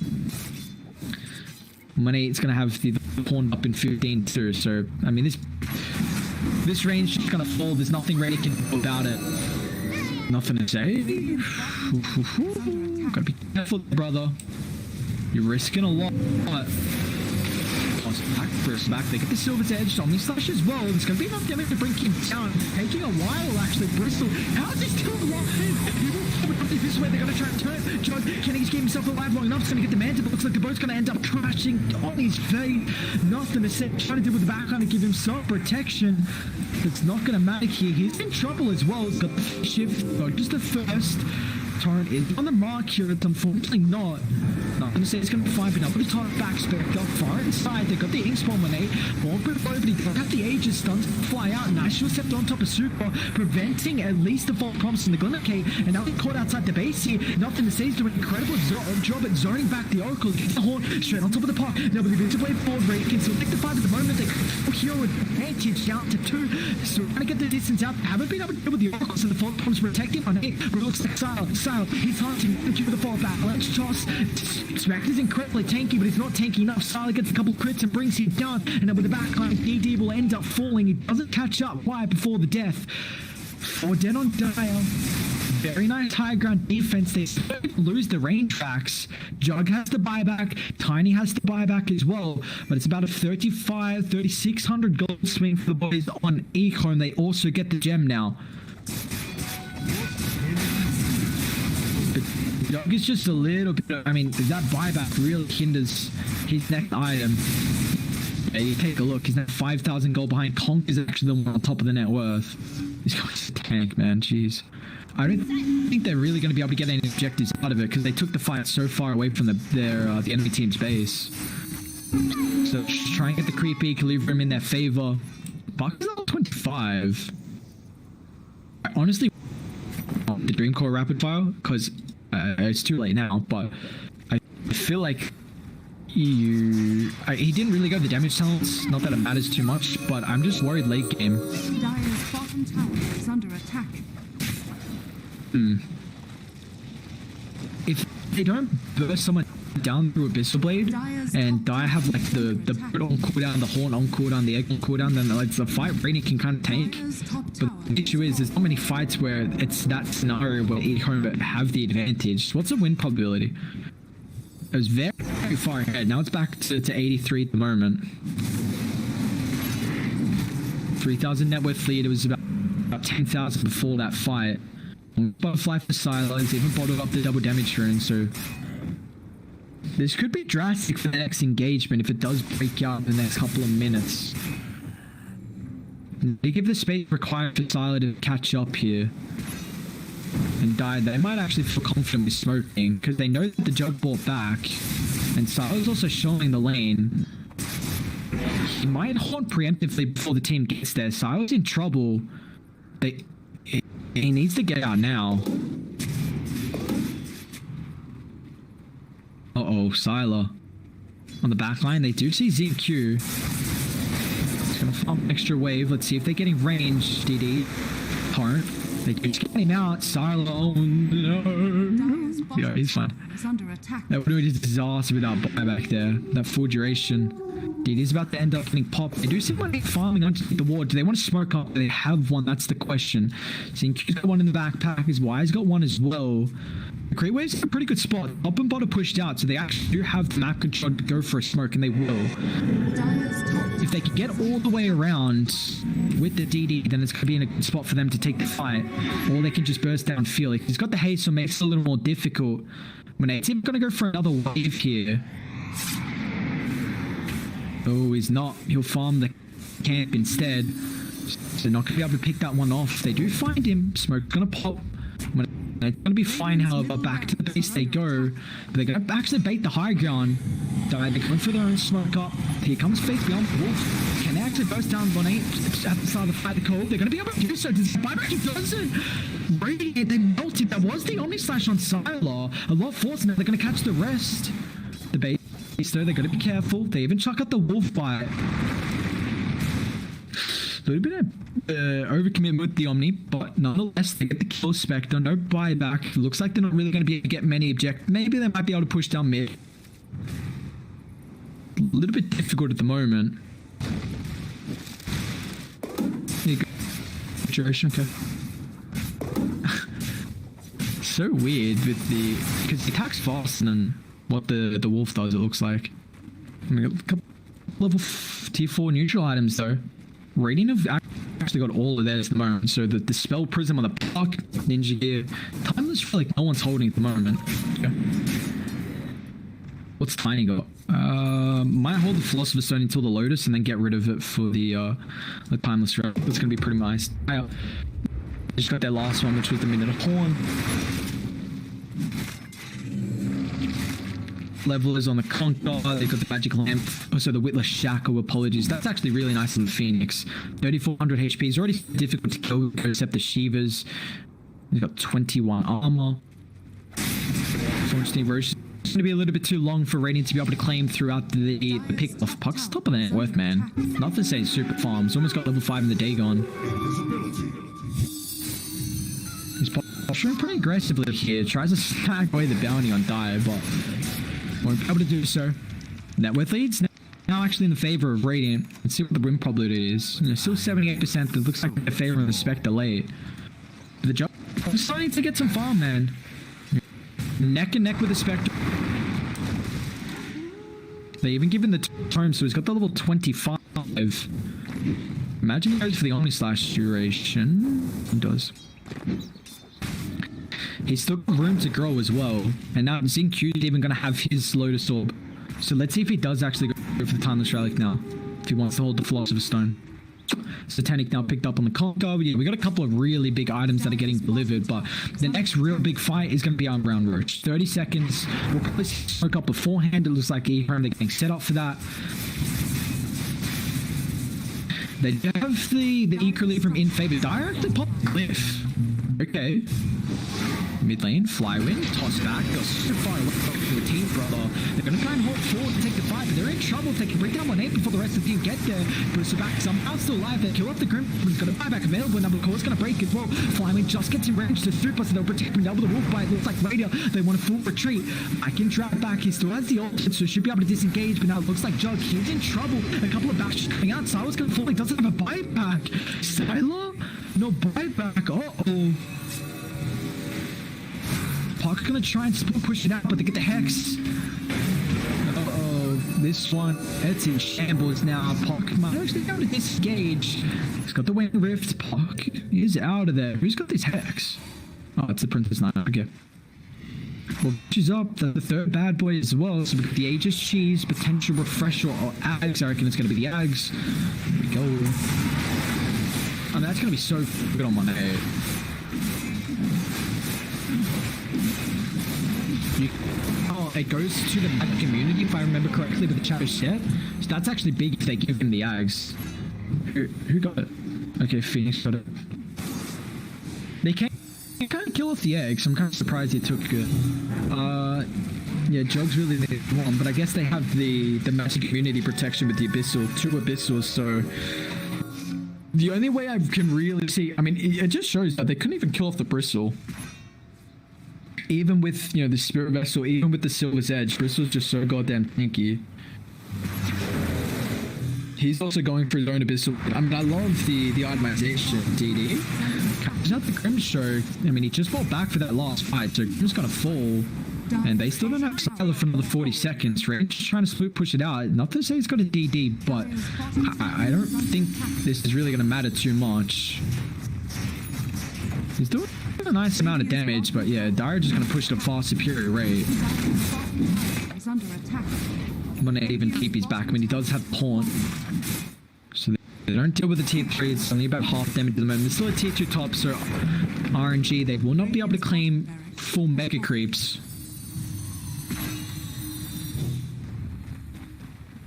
At least they also hold off. Dude, that Tiny looks sick. Zincu? Does he want to jump? That's the question, dude. That Tiny looks awesome. What the heck? Dude, man's buffed up. Is there some whiskers growing? Grim Show down for 40. They do really need the Grim. Nothing says be so careful with him jaunting, trying to kill off the creeps. But this is it. They got repair kit. Nothing. Gave me a mini heart attack there. Styler. Here comes the wolf bite. They need to pull off the supports. 1-8's not there. I mean, now this wolf bite's kind of getting wasted. Toss back. Bissell Blade 4. They've got the Haunt as well. Straight on top of the back. Inspector. Who can he jump to?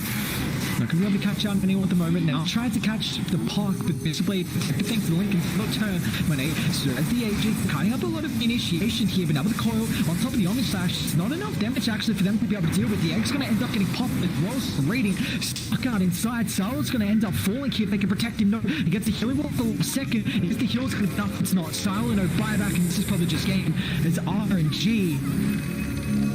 What a beautiful performance from them. I mean, we're still, yeah, the G's are dropped. They'll tap it up. The Dagon's just not enough for the Soul Bind. They tried to attempt it, but I mean, Dagon died just so tanky, man. They just couldn't kill anyone. They just not kill anyone. That was kind of my big issue in the draft. It was a stage where EHOME getting a couple kills, and then late game, that damage really.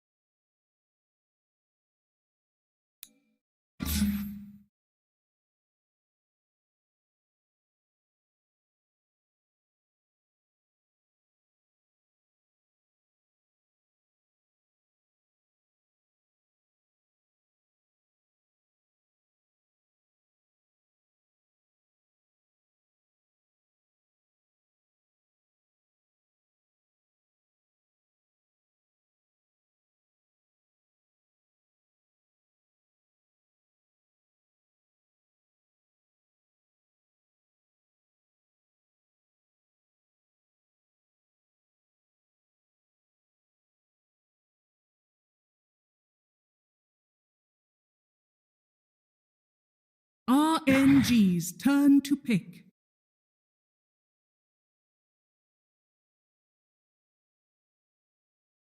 Stated. That was the iteration where they were running a lot of and they're going to go for an ASTER. I mean, game 1 Zinq pretty much just the on top and mid both with that ASTER.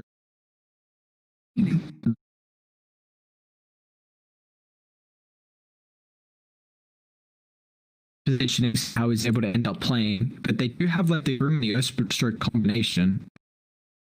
Dire team pick. So you can. Ooh. So Tusk 3, Venge 3. Wait, because I think it's actually Avenge 3 because you don't really want the Tusk to be on Avenge 4. That sounds horrible. My only issue now is RNG don't make plays across the map. They really have to draft over to. Like you run around carry, but now you've got a warlock. So who's going to be able to be a right-clicking carry that has like almost slit shot, which was you really wanted the Medusa. Gyrocopter, I think could be a factor. I'm just for like EHOME faults already so far. Like RNG is a little bit wonky.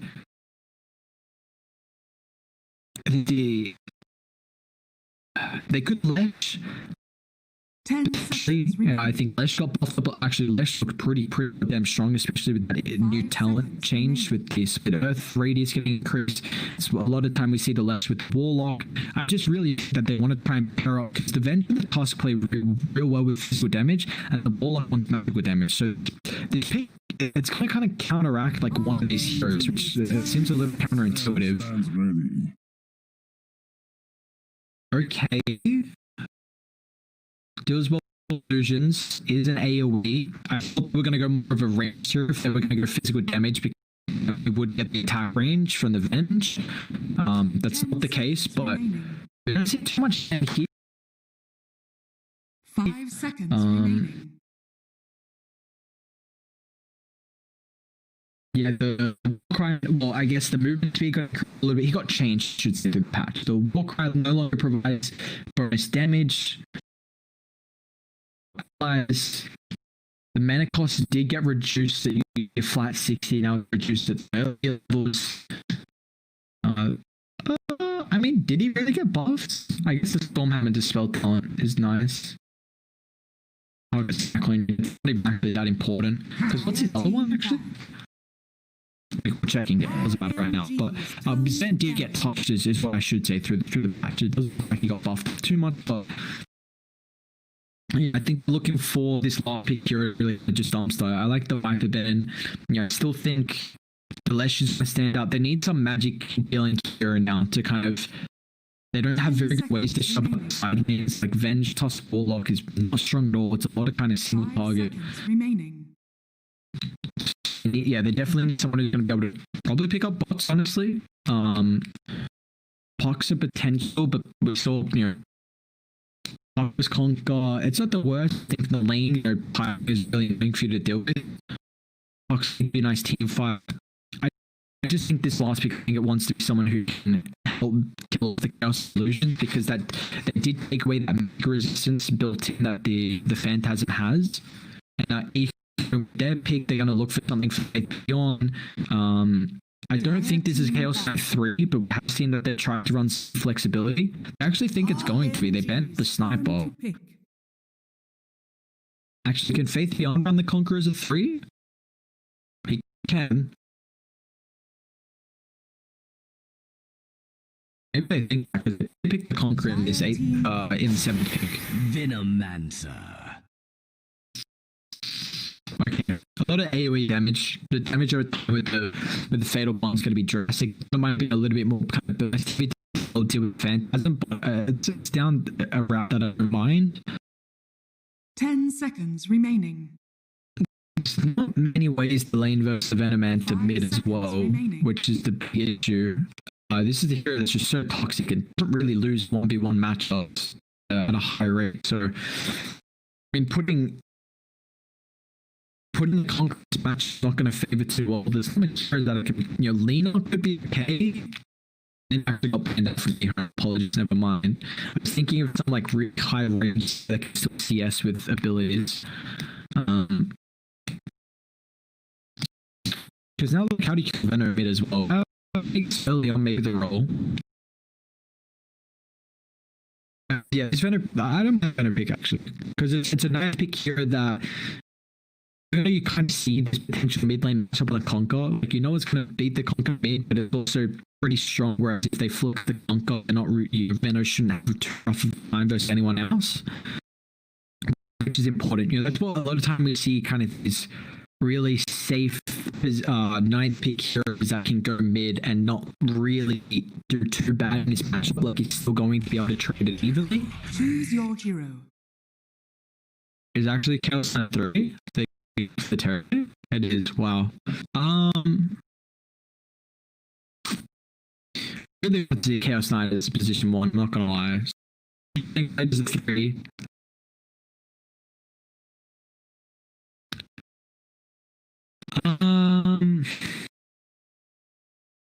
Well, there's no burst damage to RNG, so Silas should be able to get the ultimate off. I just don't like the Venge Toss Warlock duo, whereas you take a look at like EHOME, Grimshot, Chaos Knight, Ursula, there's so many more stuns, so much more playmaking capabilities. I'm saying Chaos Knight kind of flexes a 3-4, very similar to the Wraith King, where he was kind of getting played as a 3 for a little bit. 5 seconds.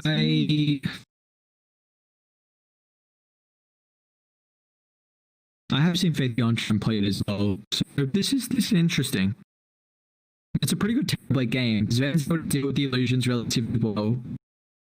But you get to a stage where, like, Sven running at you is not you. The Sky just destroyed him, you know, through BKB. They've got a lot of kind of control kite from EHOME that's going to make it fight. And I don't know if RNG can actually burst down the Terrorblade. The only opportunity, I think, is like an aggressive swap to put the TB out of a position and following up with like a Tuss lockdown and Sven lockdown. They do have very good ways to protect Roche though. Whereas EHOME kind of just, it's not the worst, but it's more favored. Like RNG, they're on Radiant. I think the matchup is going to be pretty fair for the Venom. You should be able to take that tower early. Conquers can't really make too many rotations. But who makes the play on RNG?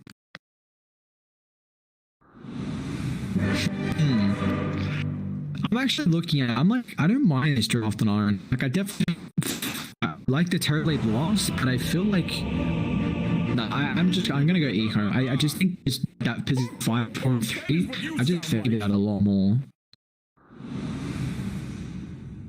I just think this it's gonna have the hero and RNG going to. Though this Tusk and Venge lane is, I admit nothing but my sadness. It's not too fun to play against. I admit nothing but my sadness that you're gone. Oh, these sounds funny. How many are? I don't even know how many there are. So I've seen like 3 at the moment. Sorry to make it. I'm saying sorry. Super with 5 branches. Man's trying to tank up. He's got 820. He's got 3 strength gain actually. I didn't even know his strength gain was that high. So and I guess if it's anything, scout out the lanes. I mean, I'm pretty sure they were just gonna go for an actual lane, but I don't think they would switch it up too much. The big thing is the fact that the Terrorblade's got high amount of armor. So the tag team, the wave of terror with the amplification minus armor, it's not really going to do too much for the TB. He's got 4.8 AG gain, build a couple of defense as well, so he'll be relatively fine. I want to see how they play. Like, I think you want the Earth Spirit making rotations. Like, you've got a lot of kill on all your Chaos Knight can stun set up for the roll, the Grimstroke into the roll, and you know, even Conquer mid. If once you get like level 6, we might start seeing the movements coming out, because I don't believe you're going to be able to kill off the Venom at an early stage. Unless maybe level 2 and then you take him back on the tower, but it's gonna be really awkward. Here we go, you run game 2, game 3. Apologies, RNG up against the boys over on EHOME. This is RNG's last game for the group stages, so looking to try and leapfrog over and try and secure at least the 6th place position. They can't get anything higher than that. But EHOME still have another series. I actually still have another series as well. Yeah, EHOME as well is not including this, so that one doesn't very sync you. Try and do some shenanigans. We'll back up the camping. Yeah, this still works. How much damage he's taking? I have to sell if they will lose Aria. Love, gold, 325 gold for them. They're probably just gonna kite them in Morphism. Firewind has such low attack range, so as soon as you run up, I was just gonna be down a couple times. Faith is trying to trade out here. Let's take it, it will be fine. If they can get in range for the chaos, they won't be able to. I should say the shadow will lose. Well, what's happening to me? Nothing to say. I actually got to take it out. I think he's going to. He's got the Self. He's got to pop it here. Gale's got to clear off one more. It's not enough. So he does end up losing actually. He killed down bot 50 on. So he's got the main bot for the Chaos bot if he wants to pop it, but he's still got the heal out for the Warlocks. They're going to be fine. You see, first body going down at the bottom died, and nothing he's got to take it out. This mid lane is cancerous. He ain't gonna lose this matchup, but I really want to see how he wants to skill this game. You know, because we don't have that 1.1 group in Stinging 4. What?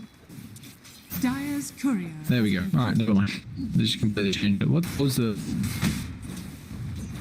damage is a lot. 32 maxed out? That's crazy. Jeez. They even increased the health early on. Okay. So yeah, it used to be that 1.1 though in the poison sting back ages ago, where the HP reduction is 30%. Now they completely got rid of the HP reduction. It doesn't matter. You know, I just want to see how he's still skilled, because if he wants to put more points in the poison sting to try and just constantly harass nothing to say, or if he tries to fix out the plague world as fast as possible, just to offer more threat on being able to take the tower. Dude, look at this.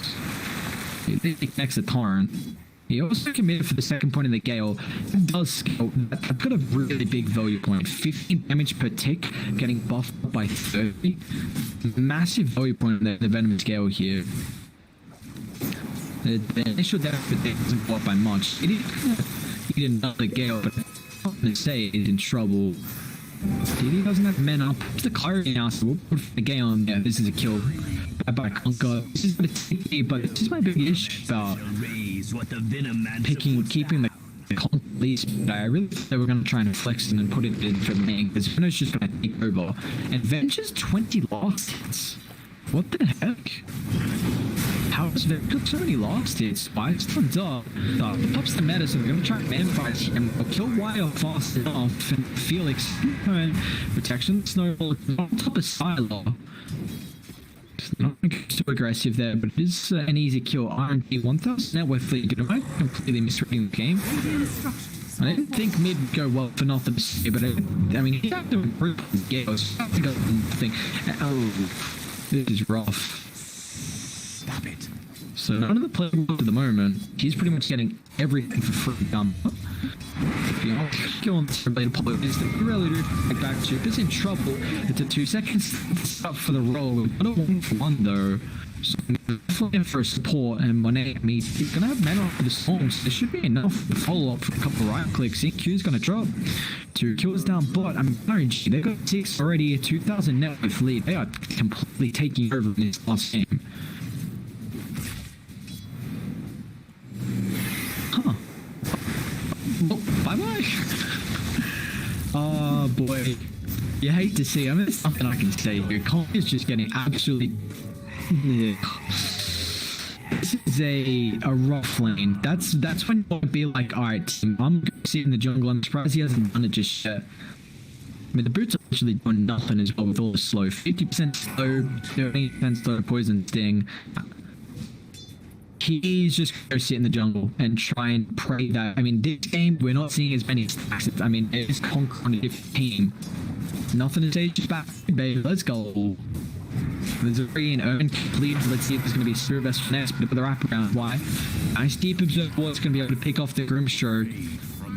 If they just lose all their lanes, actually, how the EHOME do anything this game? See? Chase that bot. I suppose 2 seconds on here for the dragon as well. Lane still protected a little bit with the heals. Level 2. What's the heal actually?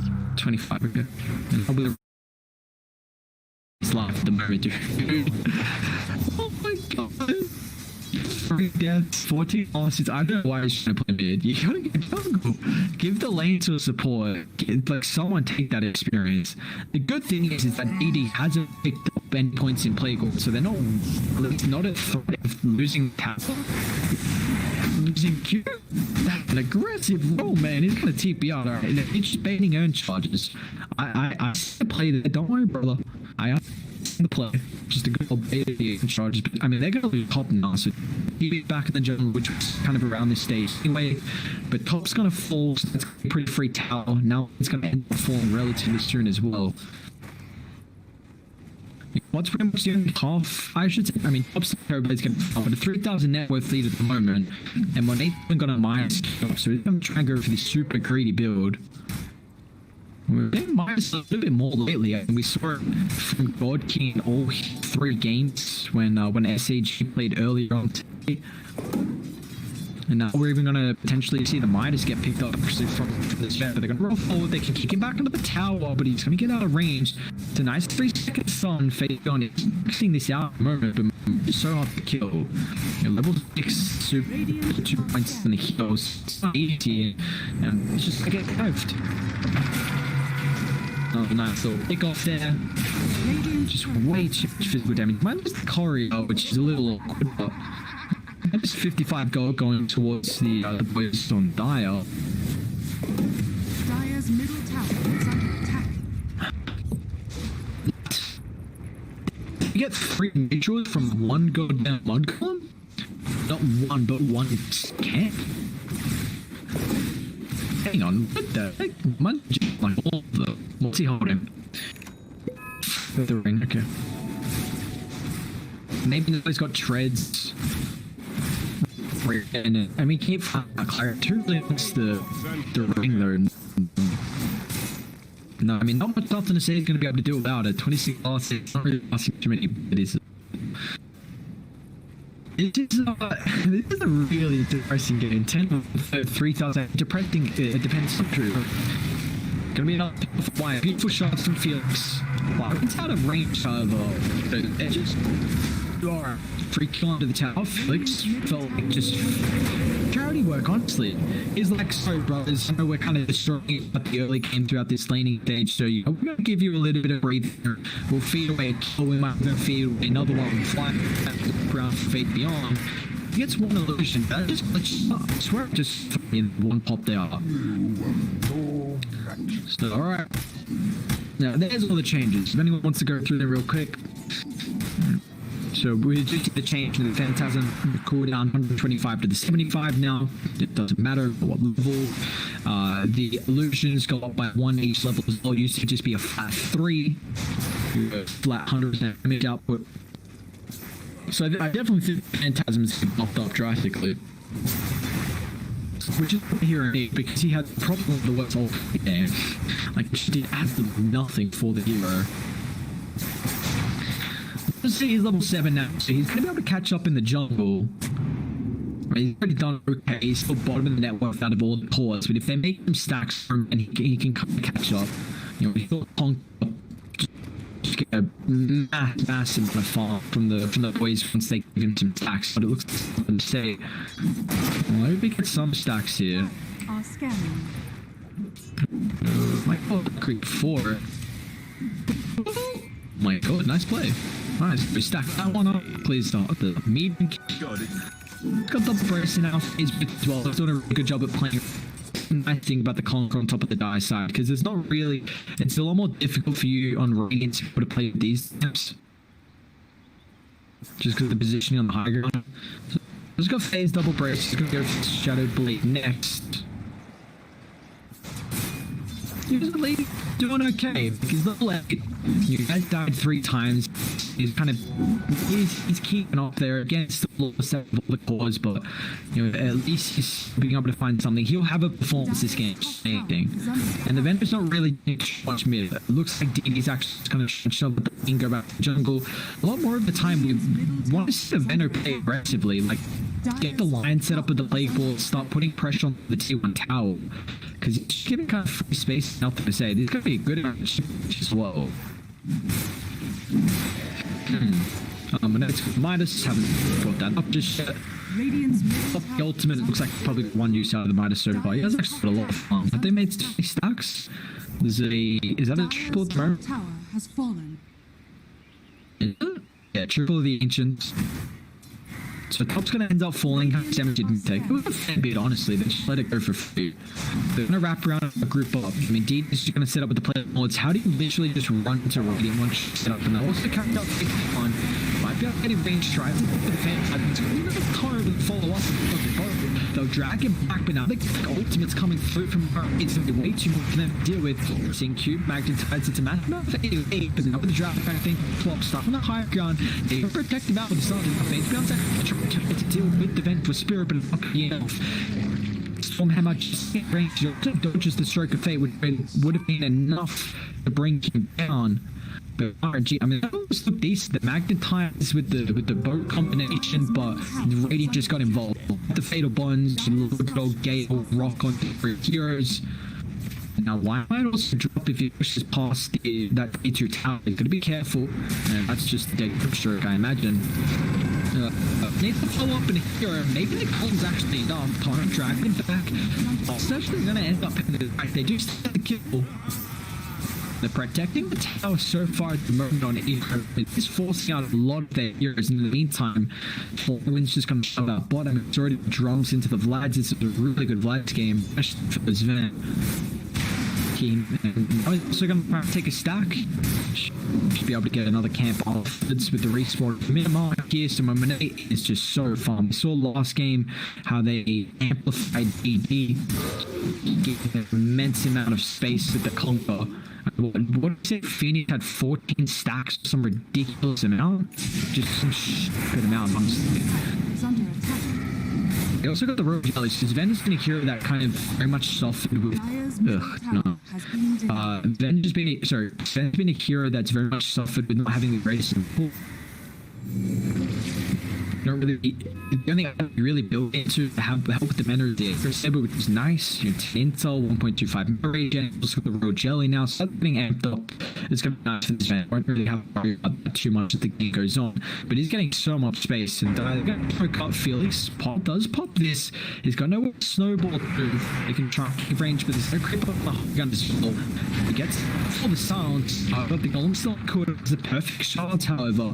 So the smoke's gonna be useless, but I still feel like they're okay with that because they became what they wanted. They wanted to kill and then netting that into a T1 tower as well. They should still be able to get the tower. Then end up giving away the kill. Nothing to say is Flyman's gonna have to move and speed wrap around. So one level up the swap. Try and move forward. Don't get the boats off. That run ball. Is it going to be enough to keep him alive?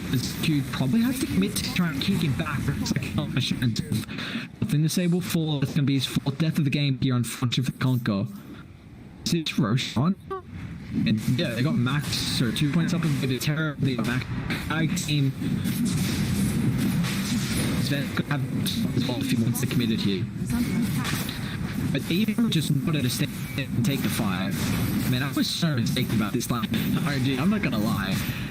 Mid lane, it's much better for DD. Flying usually got way much more fun than I expected, and it's dead. It hasn't died. They've prioritized him with stacks, and I guess it's just the thing on the lineup where you've got to. I mean, Conquer doesn't do anything, but when you fall this far behind, I really felt like the sports were going to make play. I'm going to thought process, but just not choosing the road. 2 seconds, beyond should be able to make it okay. They didn't go around to the southern side because they have the water on the higher ground. didn't see the position of the puck. Looks like Brilliant's looking to posture aggressively. With branches. Is he placing all of them down? Surely place the last one. You wouldn't do it. You wouldn't do it. Oh, god damn it.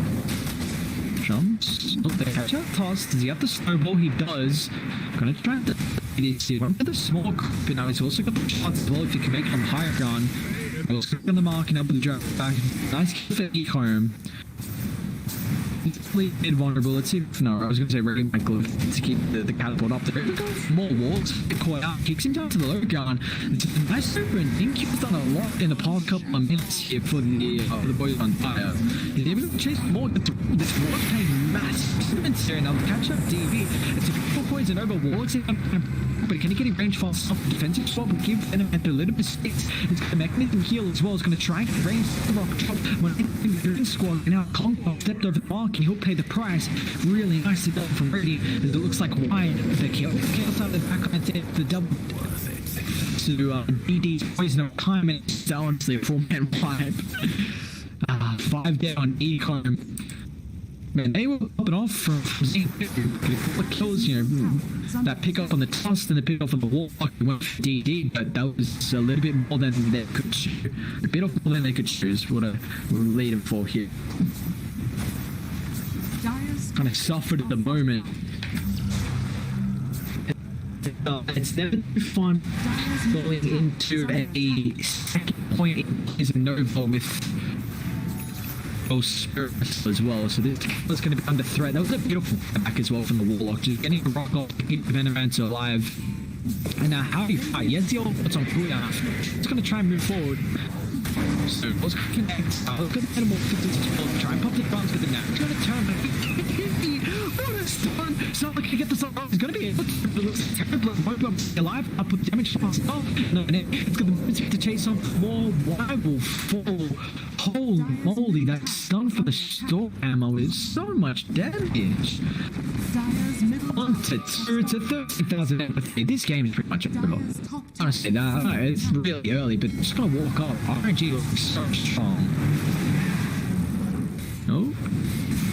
Okay. I mean, he's still got the ages. There's also a BKB, 10-second duration that hasn't used how to die hold the fire on. At least everyone's not dead for long, but he's about to get this is an arcane rune. Very little cooldown. The plague buds. And just kind of get set up inside the base, and it should be. I mean, without metamorphosis, not really too the roll forward, catch up on here. Still got the beacon, hitting up view lab, other poison over, clipped onto almost everyone. Look at the spurs as well, even they can't disengage. Look at the damage over time, shredding them apart here. And lose 2, make it 3, trying to make 4 as well. Nothing to see, trying to but that's it. An 18-minute victory as we see Terrorblade fall before he can get inside base. It was completely mistaken in this game. RNG just mental EHOME. 15 minutes it took them to take this game 3. And I honestly just thought the supports and the offlane was going to do a lot more for me.